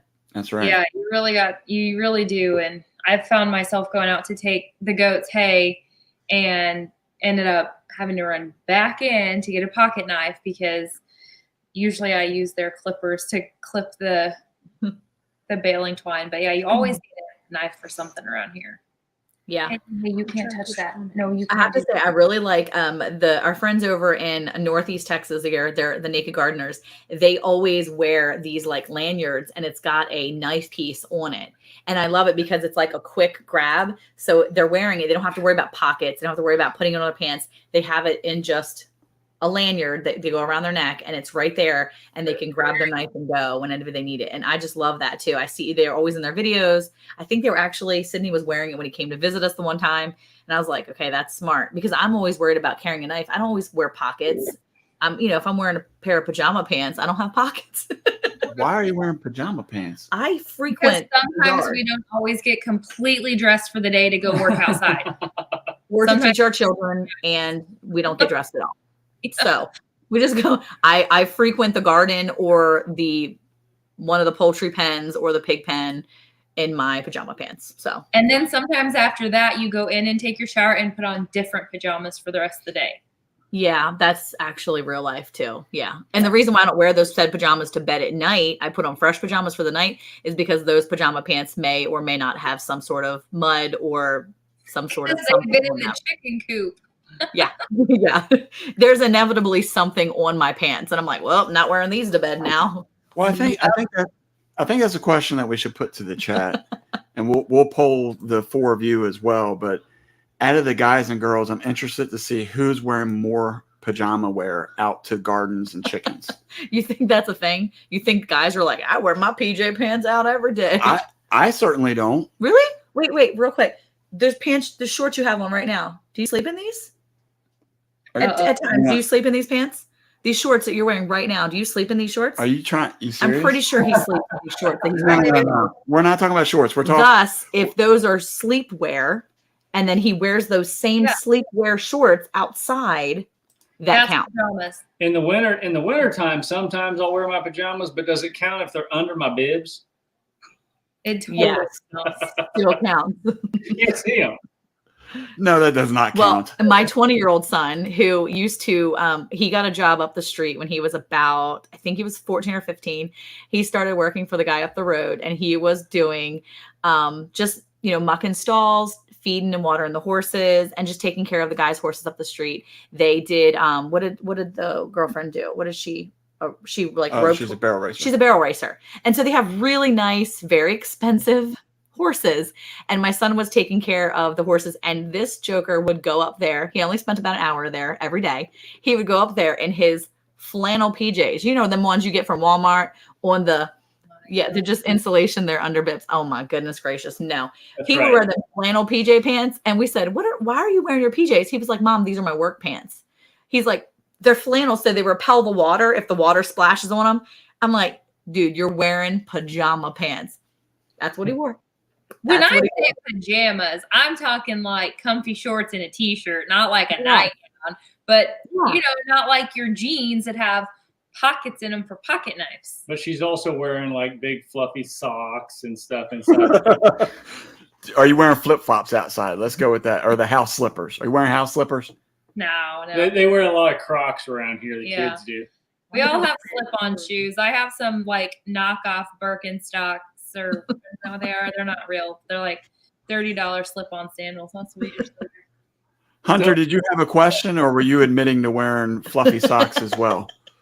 Nah, flip-flops. That's what I wear outside. My Crocs don't fit. Left them out in the sun and they shrunk. Oh, there you go. I want to make a message out here. I want to use Hunter as an example. I don't understand why in the world kids can't put the shoes in the mudroom or in the house. Why would you leave Crocs, perfectly good Crocs, out in the sun, Hunter? Look, my kids all. Go ahead. Usually on our porch, it's shaded all day, but I left them on the other side of the porch on the back deck, and they just shrunk, and I can't get my feet in them. We don't wear shoes in the house, so instead of walking in the front door and kicking his shoes off on that porch, he walked in the side door and kicked his shoes off there, which was full sun. Yeah. So we try to keep our shoes off in the house as much as possible too, because, farm. And so, there is so much poultry poop on everything. It's nasty. As well as our blue heeler likes to eat and roll in cattle manure, and so he'll come and bring that on his body, and it's gross. But my kids all have slides, like the Adidas slides. You can grab them off of Amazon for less than $20. So they all have Adidas slides, and they all slip their feet into those slides, and they leave them at the side door or the front door, and that's usually where they're at. And the slides are always left in one place, and then they're trying to go outside, and they're grabbing someone else's slides, usually Eric's, so they can go outside. And then their slides are always disgusting, and I'm like, guys, what in the world is happening with these slides? Thankfully, no one wears my shoes because they're garden slip-on shoes, and they don't like to wear them. So I wear my boots or my garden slippers. But the kids are always wearing each other's slides and getting them a mess and just leaving them everywhere. It's a mess. Hunter, it looks like living a rogue life is on your side. Carla's counting.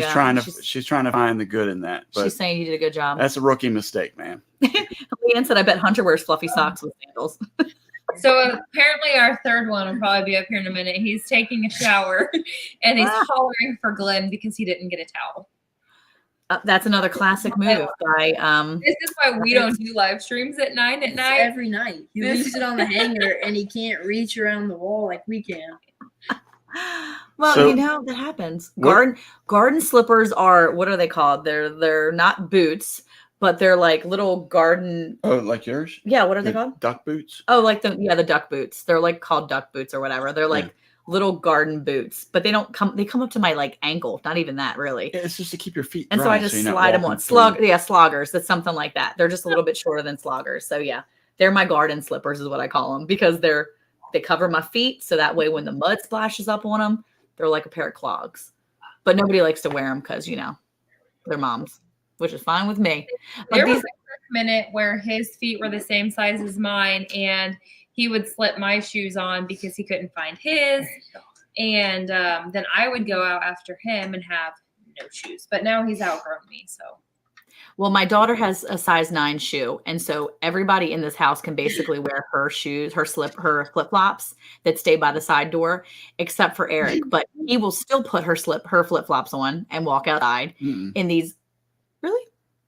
No, that was only when you refused to buy me my own pair of flip-flops. But you did wear them. But now that I have my own pair of flip-flops. But you did wear them.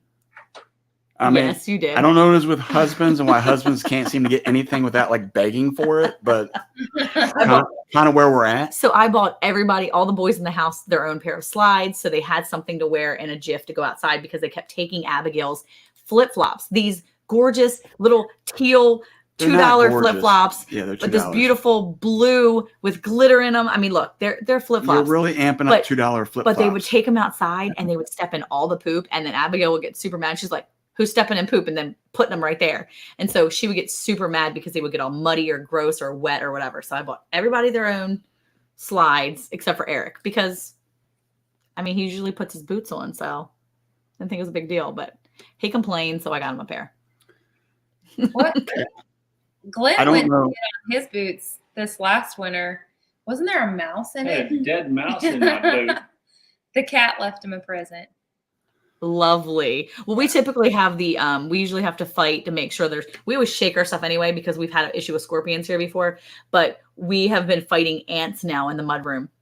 So at nighttime we feed our dogs in the mudroom and the ants are gone during the day. But the minute we feed the dogs, the ants immediately know that there's food there and they love the dog food. And then we have to worry about our shoes being in the area. So yeah. Jesse says begging in the marriage contract. Yeah, begging in the marriage contract. I like that a couple of these folks are admitting that their wives have hobbit feet. I don't know that I would ever comment like that. I want Team Hobbit too, so my hubby can't wear my shoes either. Oh no. There's a snake in my boots, says Woody. Yep, that's true. Yeah. That's true. She had to go help and get some clothes or something. He's trying to find clothes in the basket. This is one of the best lives we've ever had because we're just like rotating through the entire family and you get to doing full interrogation. So now here's the younger of the two. You're the middle one, right? Yeah, this is. Well, you can speak for yourself. What am I doing? Can you share? Is it okay if he shares his name? Yeah. What's your name? Wyatt. I think I've seen you did you do the video, Wyatt, where you were doing the rabbit chores? Yes, that was it. I think that was Wyatt in the video where you were doing the rabbits, where you took those 5-gallon buckets out and you fed the rabbits and watered the rabbits. You did a really good job in that video. I thought that was really awesome. My 12-year-old and my 17-year-old are in charge of our rabbits here. So that's pretty good for you to be doing rabbits all by your lonesome. I think that's awesome. And that also helps me know, Wyatt, that my kids have been, they're taking advantage of me. We need them to start working independently so we can get more done around here. Yeah, we're going to show them the video and be like, look, this kid works by himself. Yeah. Okay. Wyatt, do you mind? Okay, we're done with Wyatt. He's gone.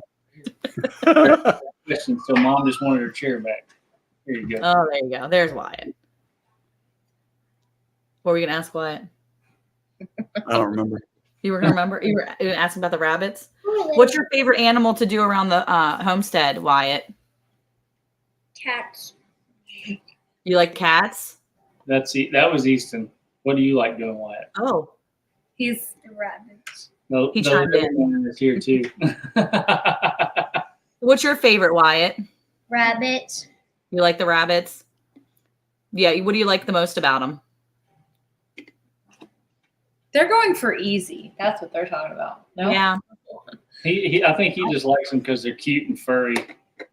Yeah, I like to do that too. I like to go pet them. I like the cuteness factor of rabbits. They're Hunter fun. doesn't like them though when his buddy leaves the door open on 2 of the pens and he goes in there to feed them and 3 of them are running around on the floor and he's trying to catch them all. Oh, no. I think my favorite right now are turkeys. Do you guys have turkeys? I want them, but they don't want them. I want turkeys. My dad wants them. My mom don't. I want turkeys. Yeah. I don't want to chore. If everybody else wants turkeys and wants to take care of them and clean the coop and all of that, then that is A-okay with me. Well, we have ours. So we're all of our poultry basically free ranges together. And we ran turkeys this year for the first time, really had turkeys. And we've had them for about a year now. And I will say, I think they're some of my favorite poultry, turkeys and the Muscovy ducklings that we have. Muscovy ducks are amazing. They've been so much fun because they're quieter than regular ducks. They're not as loud and they have a really good personality. But the turkeys, my 8-year-old, he loves his turkeys. I mean, he goes in that coop because we have a coop that everybody goes to at night. And when he goes in there in the morning to let some of them out and then keep the babies in there, he just spends time in there. And it'll be 105 degrees outside. And that kid is out there taking time to feed them and water them. And he'll stay out there and sweat to death. And he's still standing there. And I'm like, come on, man, we got to get back inside. The turkeys are going to be fine. And he's out there just petting them. Just on them, loving on them. I have to say, I really have enjoyed the turkeys too. So, and I'm sure you've found with all the animals that you guys process that how much better things are when they're fresh. Oh yeah, yeah. The turkey this year we processed one for Thanksgiving, one for Christmas, just probably like a week before Thanksgiving, and I mean it was outstanding. Yeah, it's definitely a difference. We've talked about turkeys. We've kicked the idea around multiple times. We just haven't, I don't know, when we moved out here last May, so we're just over a year, we kind of went from having just a couple horses to having a whole farm. And it was a lot getting our feet on the ground and getting the garden going and all the animals and just everything settled in what we were doing. That when he mentioned another animal, I was like, "Ooh, I want turkeys, but I don't know about that yet." We weren't even going to get the cows yet, and we ended up getting those. So we just needed a break. Well, I was going to say, if I was going to ask you, so you've been doing the homestead thing for about a year now. And we were talking last night on our podcast. I was talking to Lisa over at Yogi Hollow. And good night, Rochelle. One of the things we were talking about was the amount that they've accomplished on their homestead just in the past few years that they've been doing it, like a year and a half, I think, that they've been doing it. And all the different animals that have come and gone. And they were actually counting all the animals that they processed this year. And she had said something like they had basically had over 80 animals on their homestead in the past year. That was like all their meat, birds and all that. And I'm like, oh my gosh, I don't think I could even count how many rabbits we've processed in the past year. Oh, maybe because we haven't had a lot this past year. But if you look at all the things you've done, can you sit back and count and look at all the animals that you've had and just really go, wow, that's been a lot. That's been an amazing blessing. I mean, do you do that often or have you done that yet since you've really been there? If we've had 80, it would only be because the chickens I say there's been and the runaway guineas. We've had a lot of rabbits though, between all the too, kits and stuff and the ones that we've butchered and sold, because we've sold a lot of them also. But I bet you we've had probably 80 or to 100 rabbits alone, because at one time we had 40 out there in the rabbit hutch area at one time. And right now we've got 13. I don't know, there's probably close to 20 out there right now currently that 13 of them are ready to be butchered. So, but yes, it is definitely a blessing. Like if we look at where we were 2 years ago versus where we are now, it is enjoyable to be able to provide something for ourselves. And, it's nice. We appreciate it, and we've learned a lot. The kids have learned a lot, and our faith has grown. Our knowledge of just what it takes to provide your own stuff has grown. So there's been a definite learning process for everybody. Yeah. So let me ask you, Monica shared with me the love that you guys have for the Lord. Have you found that as you read through the Bible, now that you live on a farm and you live the way you live, that a lot of that scripture that talks about different animals and things like that has kind of like come to more of a realization as to how significant those scriptures are? My answering your answer. I didn't want to overstep. We feel like a lot of what we have seen is so much out of the Bible and teachings you can learn hands-on in the garden. So that's where I feel like for me, my faith has grown and my understanding and just being more rooted has grown, because anything, and with the animals too, because just something as simple as when we first moved out here, we started hatching out chicks, and my very first chick that hatched died because I didn't know that I had to take out the turner. And so it fried next to the little heater thing. Right by the motor that turns. And it just hit me really hard that I'm like, the world would say ignorance is bliss. Yet I'm like, this is a true example when it comes to the animals, that ignorance is death. And it's that way, spiritually speaking, if we aren't knowing these things, we aren't seeking them, we're on the path to destruction. So that's probably my closest animal growth. Most of mine has been in the garden. Well, yeah, and I guess I could probably worded it either way. That's really what I meant. I mean, for me this year, what has been a huge thinking process is how, look, Hunter's like, I've had enough of this Jesus talk. I'm out of here. I went to youth camp. I went to camp this year. This guy doesn't even know what he's talking about. No, but for me, I think about the 3 years of drought with Elijah. And, we're down here in Texas. We've gone 3 months and it's so dusty and everything is just like crackling under your feet when you walk across it. I could not imagine what life would have been like, understanding having 3 years of a drought. We're not interested in that, Lord. We're not interested in knowing what that is actually like. See, and I want to put that out there for the Lord. I know he's listening, so I'm good. Changed our mindset a lot too, is understanding who sends the storms. It's not a weather pattern. It's not Mother Nature. It is truly Christ. And so when we first moved out here and put all of our blood, sweat, and tears into making our garden, and it turned into a river, we stood and just looked out the window and we kind of just laughed, because you're like, you can't get mad about it. I'm not going to grumble and complain. The Lord sent the storm and this is what it is. So we just prayed, pray that we can get what you intended for us to get out of that garden. And my goodness, that garden popped right back up after literally being a river, and it was fine. But our foot tall tomato plants were completely underwater. So it was flooded. It was like the Missouri River in our yard. Well, I saw a short that I think you guys posted where it was like water, it's like a river. And I was looking at the comments and I'm like, oh my gosh, where is this in their yard? And I thought somebody said it was your driveway, right? Yeah. I was like, no, that is a real river. That's not nobody's driveway. But it looked like you were in your car taking a video. And I'm like, oh my gosh, back up. Turn around. Don't drown. Please go back. In bed, my dad had to go check that out, and I was like that worried mom. I'm like, okay, that's far enough. Come back. It's good. Don't get washed away. But so where our property is, we have a creek that goes the entire border of one side and the 2 of the 4 sides, basically. And to get into our property, there's 2 bridges. And to get back to our home down the road a while, it also floods. So if we get significant rain, we kind of just know, like a big rain, we just stay home. We just kind of know we're staying home, because if we can get out the driveway, we most likely can't get up the road back into town. So we just, it recedes quick, but it looks really nasty for a minute. Yeah, that was like, I was looking at that and like my anxiety, I'm like, oh, no, go back. Please go back. Whoever's in that vehicle, turn around. I know, right? When it was up to its boards. Yeah, it looked deep. And I was like, their lights are like right on that water. They are really close to that water.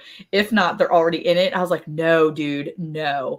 But, you know, my kids often, we have a road that's it's right over there on the way. You have to take it to get to one of the main roads. And I mean, we don't live up against water like that, but there's an area that floods out occasionally. It floods out a lot when we get a lot of good rain. And my oldest son, Caleb, would often take that road to work. And this kid is driving a little Kia. And there have been many times that he would drive through that water. And I'm like, please don't tell me. He's like, yeah, it's not that bad. I drove through it this morning. I'm like, don't tell me. I don't want to know. Don't. Well, you have because you can see, I've seen cars get washed off. Like I've seen them in the side of it. And I'm like, I mean, it's not a river. They're not going to go down, but it doesn't matter. It's like a lot of stuff and that's not good. Well, you see, what you have to understand with Monica is that if there's water on the road and the tires hit it, you're automatically going to flip the car over or it's going to float away. No. Something very drastic is getting ready to happen. No, that's not true. Oh, that's definitely true. Not true. Yeah. Definitely. I just don't like water. We were down in Branson one time. And so where we're not in like foothills or anything like that. And so when we have a, you know, severe thunderstorm or rain or whatever, it's just flash flood. It's like, you just really don't pay attention to it. Well, we were there and we kept getting these flash flood warnings. We're like, whatever, like, okay. And so we go driving back to our camper because we were at a friend's house. Flash flooding down there is legit. And we were like driving with water going, oh, and at that point, like there was just no turning back because we were already going. And we got all this way to be stopped by the police and turned around because some people had drove through and got swept away. They were kids. It was awful. They drove into the water, and I think 3 out of the 4 or 5 ended up dying. Drowning it because they tried to get out. So I'll back you on that one. After that, I was like, okay, it really kind of put me into a realization like, okay, if we would have gotten in water that we couldn't drive through, how am I going to get 3 kids who are asleep, mind you, out of seatbelts, out of car seats at that point, and get out and swim, and it's dark and rushing water? It's not going to happen. So there's still water, but if it's moving, no, we'll just. Yeah. Well, that's the thing. This water that goes over this road is usually, it is moving water. It is going from one pasture to another. There's a fence there. So if you got blown off the road, you would go into the fence. Look, Eric is Are you driving over mines? What are you doing? You're Why are you blowing over the road? The water You're not in Afghanistan. going over the road. The water is going over the road. Down. It's a river rushing over the road. It is not safe. You make it out like we're trying to cross the Mississippi. No, it's not safe. It feels like that. When you're a mom, that's what you see. Yeah. Glenn, and you haven't seen Mississippi in a while. I was just there. I just saw it. It's a big river. You know what? I'm gonna be real honest. I love listening to the moms tell stories, and I typically won't watch the woman tell the story. I'll look at the husband because the husband's face is telling the actual truth. Hey, I wasn't dramatic, right? The one down there.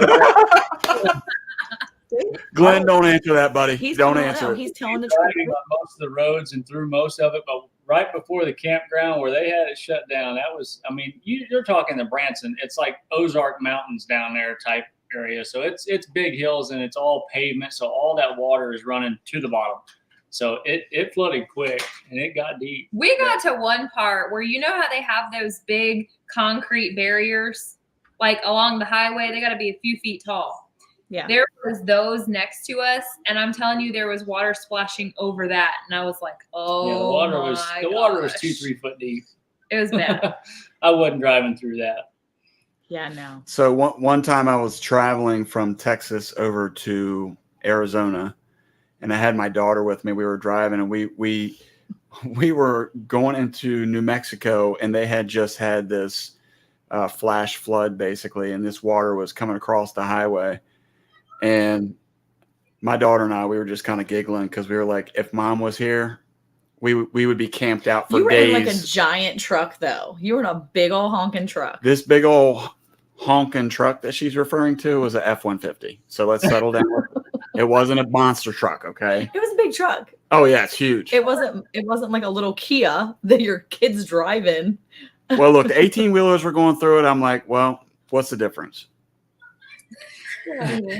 Listen, I always said that like when my boys get to driving age, I don't want them in a little vehicle. I want them in like the biggest truck I can get them in. At least that way they have as much metal around them as possible. And I found the perfect truck for Hunter the other day, and It was like nobody went for it. It was a dump truck from like 1979. I love it. I thought he would be the coolest kid in town. It was I'm set with the truck. I get his. no, you don't. Yeah, right. It was a dump truck, so it was perfect.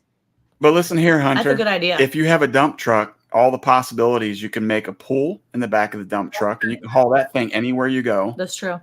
You can do side work in between swimming, Yeah, make some cash. hauling rock and dirt and stuff like that. Go buy some slushies. Hey, it's already sold. the- It's gone. The bed of it Dream's dead. was rusted enough. You put rock in there, it's gonna fall through. It was awesome. Wait a minute. I thought you just wanted as much metal around them, and now you're trying to give them a rusted out truck? I don't know if it can run. It The was bad thing, all these old trucks and stuff, they're worth a small fortune anymore. Everybody's Yeah, they are. them square body Chevys and 70s models, you know, late 70 model Fords and stuff that I would like him to have. You're going to pay $1,000 for one with rust in the cab corners anymore, it seems like. Yep. That's the reason why Caleb got the Kia, because Eric was ready to move on, and Caleb got the dad's Hunter car. got for his birthday, so that's what he gets. Yeah.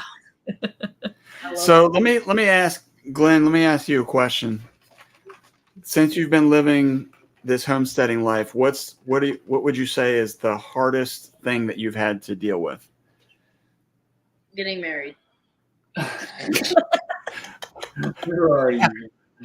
Hunter and Glenn have had like father-son talks or something? I mean, what's No, I would say the hardest thing for me, because I kind of grew up on a farm anyways down here where we're at, but the hardest thing for me is work and trying to do the homestead. So I would much rather be here doing the homestead stuff than having to go to work and a full-time job, but the full-time job is what pays the bills. So that's probably the hardest part for me is leaving here to go do that, knowing that there's plenty of things around here that still need done. And knowing that she kind of gets the brunt of most of those things while I'm gone. She gets to do a lot of the work.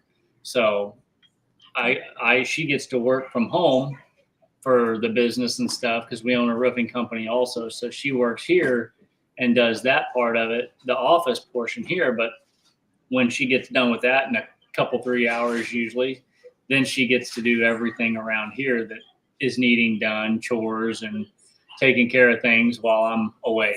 So Yeah, but now She if does a he's lot. gone, I have to do it. Hunter, I'm gonna be honest with you, Hunter. It sounds like you live a really hard life, buddy. I feel for you, man. I really do. If anybody wants to donate to Hunter, reach out to them through email. Ask specifically for Hunter. Jessica Messick. Jessica Messick, 469. You can donate to that. She'll pay me in cash. Oh, Love you think you're going to get it? That's cute. Let me explain to you the business model that we have set up for our children. Ooh. So we're going to have a chicken business when we moved out here, and they were going to have to rent the chicken coops. Like, we were going to do the whole kit and caboodle just to teach them about owning a business. But what ended up happening is they do all the chores for that, except for the terrible cleaning out of the chicken coop. I do that. They get all the money for all the chickens, all the rabbits, all of the eggs, all of that. But we buy the feed. So I think they're With that money, though, usually No, we it don't. usually comes out of our it comes account. out of ours. So Well, so like, you do killing at the rabbit coops too, right? I mean, maybe you need to throw some rabbit coop their way cleaning, because I saw a video where you got peed on by your rabbits. that was me. Yeah, that's what I'm saying. You. So maybe you need to make them start cleaning out some of the coops. Normally, I usually help. I say normally the rabbit coop is me and the boys, but she was helping that day. But she does do the chicken coops usually. So Yeah, I do the bedding. The chicken is my least favorite. We got you, Hunter. Hunter, you need to make a list of all the things you do, and then compare it to your mom and dad. I bet they don't do anything around that place. I wouldn't advise. Don't listen to him. Again, he's not good with kids, Hunter. He's not good with kids. We'll have a YouTube channel tomorrow that's like Poor Hunter on the Homestead. Poor Hunter on the homestead. It'll be his own video. Here you go, Here's right here, all Hunter. the things Hunter has to do on the homestead. Rich kid. Go fund me for your Crocs. Oh no!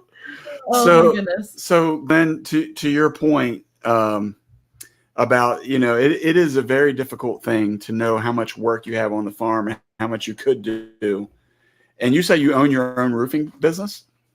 Yeah, we own a roofing company here in the Kansas City area. So Okay.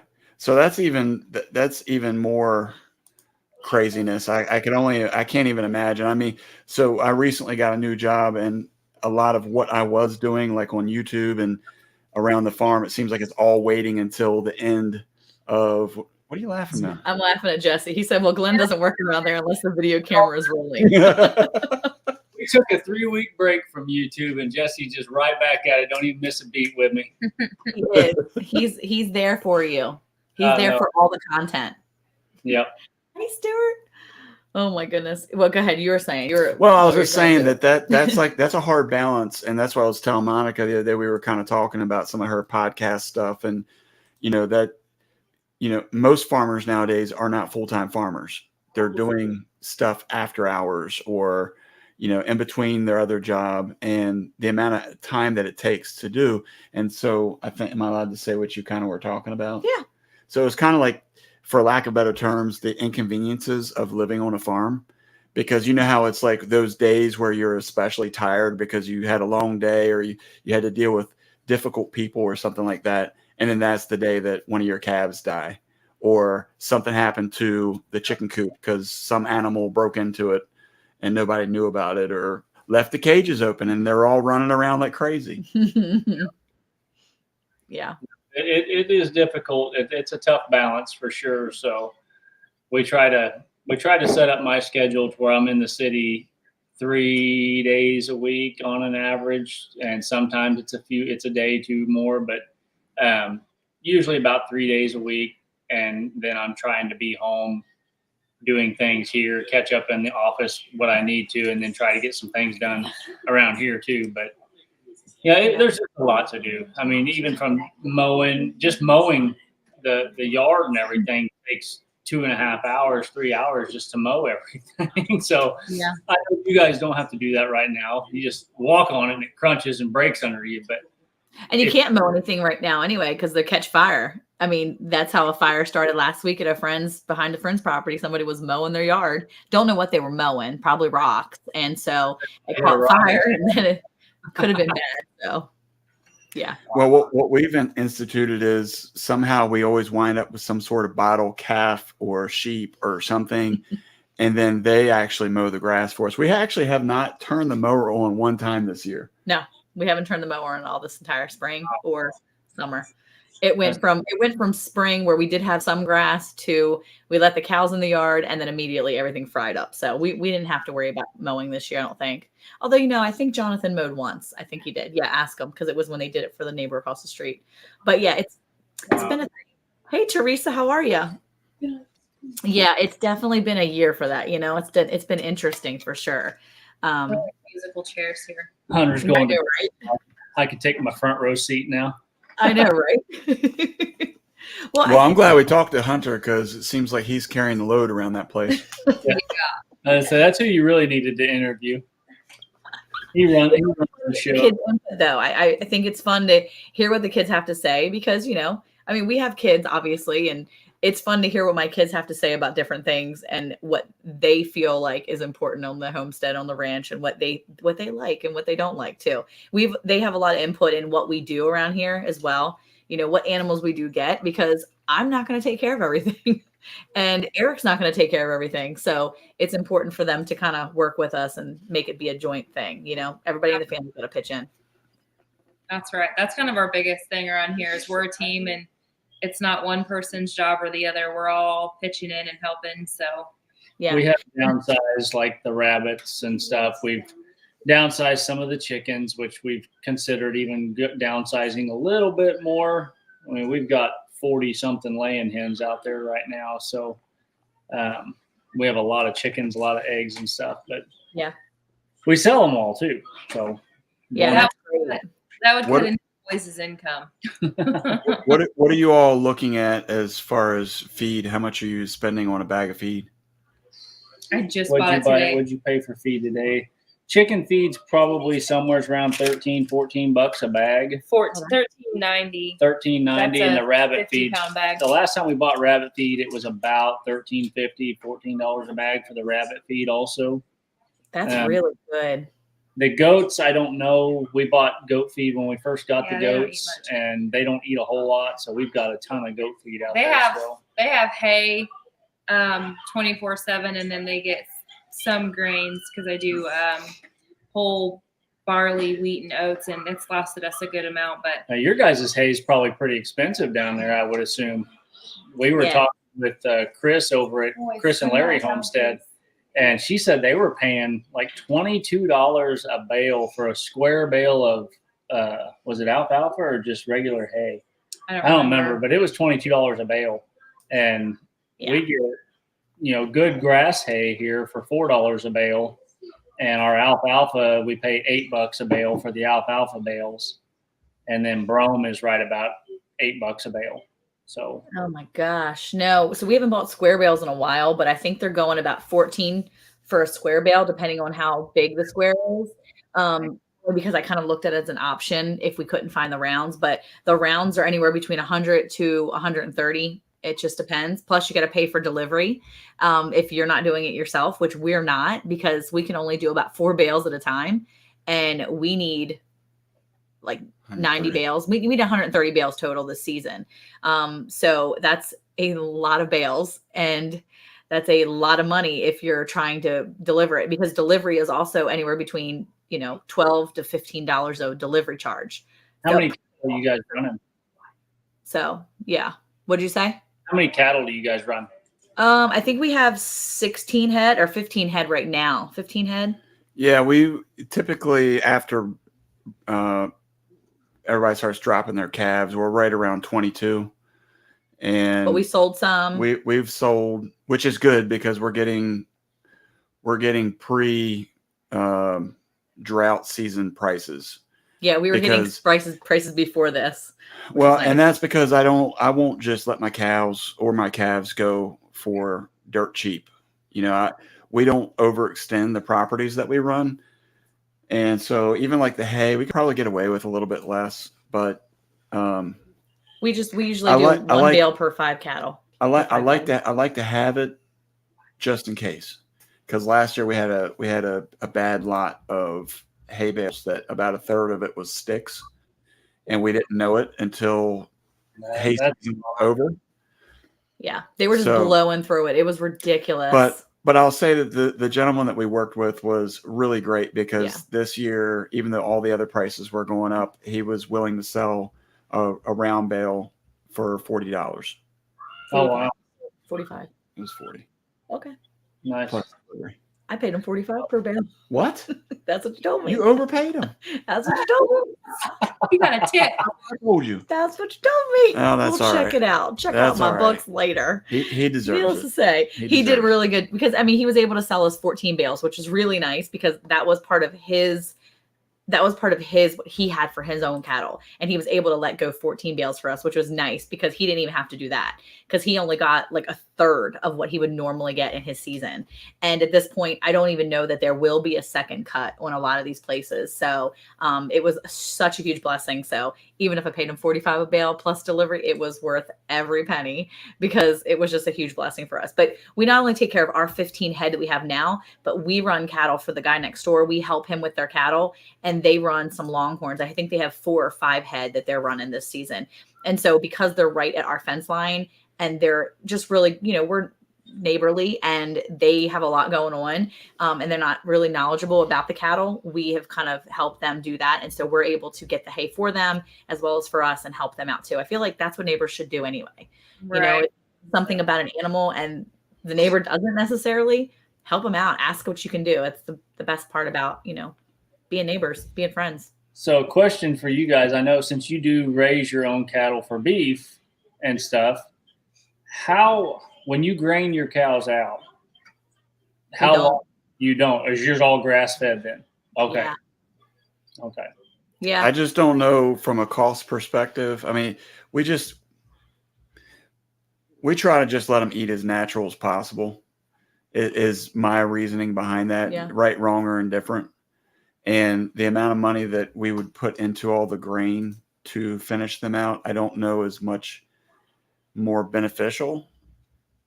But if you have ask her a question though, because Gwen down at Broke Cowgirl, she may finish hers on grain. So what you're asking, she may be able to answer with her what she does. Tried grass-fed beef, and maybe the guy that we had it from just didn't do a very good job raising it, but it was definitely a lot different taste to us from what we've had in the past, what we're used to on grain-fed, obviously. So the 2 that we have currently, I am going to grain them out, but I've heard big differences on how long to do it, and what to do. Like my dad, he said that they would do it, just kind of put them in a lot for about 45 days and grain them out. And I've had one guy say they leave them on the pasture and give them so much grain every day. But I've heard if you do that, it doesn't, they kind of get a lot more muscle and stuff to the meat and everything too, if they're out wandering around a whole lot versus just being kind of penned up into a smaller lot where they don't get to roam a bunch, but with a bunch of hay and graining them. But there's a guy here local that grains his out for 6 months. Wow. And I was just like, holy moly, that seemed like a lot. So I think you balance it too with the quality of life you're offering at the 45-day grain feeding, being kind of in a smaller space versus feeding them out on their 6 months or even feeding them in their pasture. I think that feeding in the pasture, I think that's kind of the right idea. When you do it, they are going to have some more muscle. They're going to develop that because it's just like with your rabbits. There's a difference in wild rabbit versus a rabbit raised in a cage.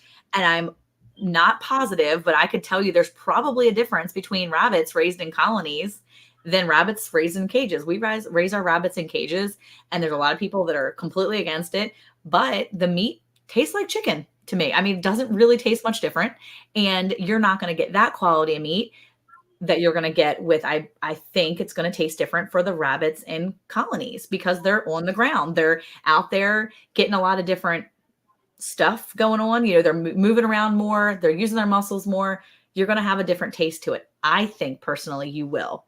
I think that's the same with the cows. I mean, the same principle. Ours are grass fed too. The only time we feed anything is a sack of cubes, occasionally keep them easy to pen. So that's kind of what we do. We'll do pen, but that's interesting. I mean, it makes sense though, what you're saying about if it was me and we were going to grain feed ours, I would go with the 45-day thing. I would say the last 45 days, keep them in a smaller area. If you're looking for less muscle, you're looking for just adding the fat to the meat, then that's what I would do. That makes the most sense. Like thinking about it, like, how does that work? How does the body put that weight on? We do that with our pigs. My son will tell you, we have our pigs in pens. They'll pasture sometime, but mainly they're in pens and they have plenty of room to do what they want to do. But that last 30 days, my son will say, last 30 days, Mom, we need to make sure we're giving them extra feed. Push a little bit more feed on them because that's going to give them that extra fat for that bacon. So the last 30 days, we give them extra food and they're living their best life. They're helping us live our best life. So that makes sense what you're saying though. Whoever told you that portion of it, that kind of makes sense. If it was me, that's probably what I say. The 6 months kind of seemed really long. Yeah, 30 6 months seemed kind of short. So I was kind of going to go in between at 90 days and pin them up, obviously, but grain them out for 90 with grain and hay, as much hay as they want. But yeah, I Just curious because I forgot that you guys did do grass fed beef. I did watch that video. So, but 90 days feels long though. Like to me, that feels long, but it also feels like a lot of cleanup for you because that's a lot of cleanup in a smaller space versus because I know when we keep ours in our corral for whatever period of time, we have them in the front section and we have them in a smaller space. I'm like, dude, there is poop everywhere. So That's good for the garden. it just seems like a lot more work to pen them up longer. I can go wheelbarrow that into the garden. we got this. She's starting to sound like Hunter, yeah, now. right. I'm feeling Hunter on that one. A lot more work. No, yeah, for Yes. us with the More cows, I work, mean, that yeah. was the thing of doing grass fed. I mean, the piece that's always important is understanding what you're buying and how they're raised. And so, if you're Well, you're really lost. if they're raising something, and a lot of times there's a lot of people who don't know what they have, and they're selling it as like an Angus cross. And when you go to look at it, it's like Corriente or something like that. I mean, it's like something that looks like it's Angus, but it's not actually Angus. And so, I'm always curious about that, with, how people advertise it, if you will. I don't know if that makes sense. It's kind of like one of the ladies that we knew that she basically advertised her meat that it was grass fed. And then when I got to talking to her, she's like, yeah, it's grass fed until like the last 30 days or 30, whatever. she grain feeds the And last she's 30. like, I just grain feed. I'm like, well, then that's not grass fed. Not grass-fed. Yeah. But she advertises it for that. So when people are eating her beef and they're saying this is grass fed, that's what people think they're getting, which is why I think he's saying, so maybe you got completely grass fed last time, but it could have been a 5-year-old grass fed cow versus a 2-year-old or an 18-month-old grass fed, because our 18-month to 2-year-olds are what we take in, and being between 18 months and 2 years old is a prime time, especially even for grass fed beef. It takes them that long to get to that 1,000-pound mark if they can make it there, which we've been working on the quality and the types of beef that we raise just so that we can get to that 1,000-pound mark. Cause that's kind of my goal is to get to 1,000, because if we're 1,000 live, then that means we're going to be about 500 on the hang or more. And I always want 500 or more on the hang, because at our processor, if it's less than 500 hanging, we pay a flat fee. I don't want that. I want to pay 92 cents on the pound. I don't want to pay a flat fee of $475 for a 400-pound cow. I want to pay 92 cents or on the pound, which I think it's actually a little bit more now. I think it's like 96 cents. They are. I want to pay less than $1 on the hang weight. That's my goal, because that's how I'm going to make my money back for the amount of time and energy we put into that 20-month cow, right? Yep. So that's kind of my idea. And if I can sell it, if I can sell half of it and I can keep the other half, or if I'm processing 2 and I sell 1 and keep the other 1, my goal was always to have that 1 pay for my other 1. So if I have 2 going, like I have 2 going in February, my goal is to sell 1 entire beef. So the entire other beef is ours to keep. And I don't want to pay for a penny of it. I want to be able to have the cost covered on that process. So, obviously grain feeding at the very end, you're going to get a heavier hang weight, hopefully. And that's going to give you a good position to maybe sell the meat or whatever. We're hoping to come in and be somewhere around 1,100 pounds or so would be hopefully where they're at. But yeah, we'll see. When we bought them, they were roughly around 700 pounds. So from the neighbor up the road. So yeah, we'll see what they are when we take them in. Yeah, that's good. Great. Well, I think the thing is too, once you do it, is this the first time you've raised beef for It's the first time we've done it ourselves, yes. Yeah. So I think that's the thing too. Once you do it and you have that 90 days and you're doing that, then you can tell for the next time, okay, 90 days was good. Maybe let's try 45. That's what we're always up to do, is try something different.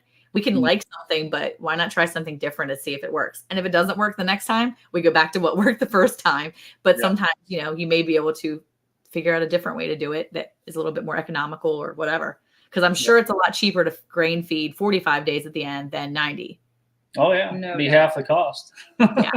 So I think that's where you're going to really look at too, is what your processor is charging you, to whether your money's coming back to you too, for how long you want to grain feed. Yeah. What kind of cows are these?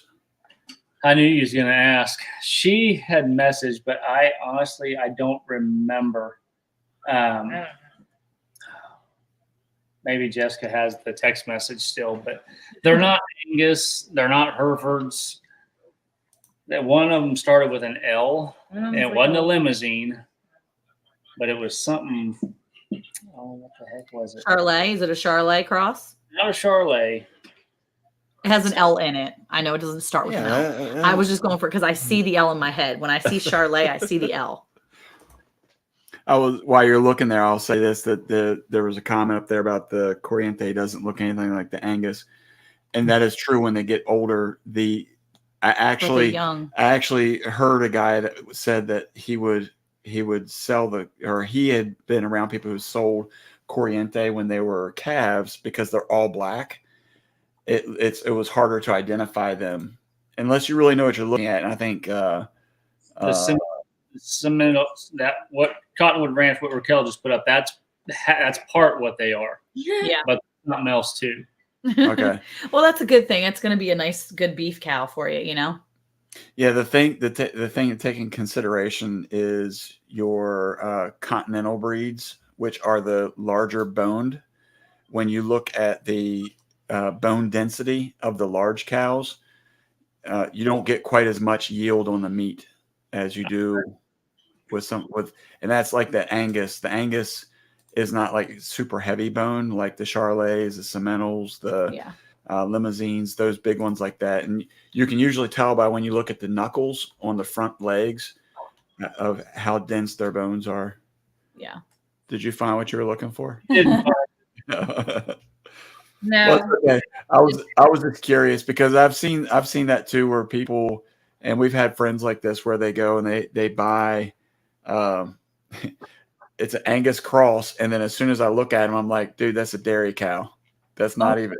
Oh, I know it's not a dairy cow, but I can't remember what it was though. But one of them, I don't remember. I'd have to ask her again. But yeah, she has raised them for beef and stuff in the past, and she's a pretty good neighbor, and they raise a lot of cattle, so I trusted her when we bought them. So, well, and I'm just saying, I'm just talking. I'm not spouting information off now. I'm not saying that they're not honest people or something, but I will say that I've met a lot of dishonest people when we got into the cattle business. Mm-hmm. Yeah, well, we're buying anything at a sale barn. Yeah, well, we have a couple good ones we got from the sale barn, but we also went to the sale barn a lot before we really kept any ones that we invested in. And I think we had developed a little bit of an eye for what we wanted. We knew what we wanted. And so when we went to the sale barn to buy something for ourselves or to resell, we knew exactly what was good quality. We knew what we were looking for: straight back. We were looking for ears perked up, the way the face was structured, the eyes. We knew what we were looking for when we walked in. Were you getting ready to sneeze? But we came out of the sale barn with a lot of really good. We've bought a couple really good ones for our own herd. So I will say that that's not too bad. It's not always a bad thing, but you got to know what you're looking for when you go into a sale barn, because sometimes you can get some not good stuff. Usually it's somebody else's problem. Yep. Yeah, that's what we took to the sale barn. We took our problem, one of our problems, to the sale barn. Yeah. Yeah. She was a jumper and we couldn't keep her. We're like, no, ma'am, if you're going to jump, you're always going to jump and you got to go. So yeah, she went to the sale barn really fast. So yeah, so much. Well, we've been reminded that it's now almost 10:15. So we need to go because it is late and it's a lot later than we normally go. But I really am so excited. I'm glad you guys got a chance to come with us tonight and join us. I was super happy to reach out to you guys before and ask if you could come. And you were like, yes, let's do this, because I was excited. I watch your videos and I've watched your lives, and you're just nice, genuine people. And I love that so much. I love that you openly talk about the Lord, and I love to watch what you're doing. And I can't wait to see where you're going to be this time next year with all the things you're doing, because I feel like you've done a lot so far. That's awesome. Well, this time next year we'll have grown by one more. So what, really? Are you dropping this? You just now dropping this on our show? Look at that. Nobody else knows. Did you say, where did you say that before? I missed it. People we around haven't here been know on live stream. on Facebook. our friends and stuff around here know. So- But that's the first ones on our YouTube family that know now. So Right on. Congratulations. That Yeah. is, Thank you. When all these kids start popping in, there'll be one more. there you go. Well, that is awesome. Congratulations. We know what that's like to have kids all over the place. So that is a cool thing. So hope praying we get a girl this time. Hey, you know what? We get a boy, we get a boy. So Yeah, watch what you wish for. No, I'm just joking. But Asked for twin girls. So that would be amazing. Look, my friend, my pastor's wife used to always say when I prayed for a little girl, I had 2 boys and I prayed for a little girl, and she's like, watch what you wish for on this one, because I'm gonna tell you what, the girl, she gonna rule them boys. Well, I laughed and laughed. And then the first time I heard Abigail yell at her brothers when she was, I don't know, all of 3 years old, she was yelling at the top of her lungs towards the kids. She's like, boys, get down here. I was like, oh my goodness. She is actually running these children. And she was 3 years old, running her 2 other brothers, trying to get them to do what she needed to do. And look, 1 girl and 7 boys has been a blessing for us. So she helps rule the roost over here. But it is amazing. Having a girl is awesome. Having boys is just as cool too. So babies are a blessing. So if we had 4 boys, we'll be just as happy as if we had 3 boys and a girl. But it would be cool to experience it different. yeah.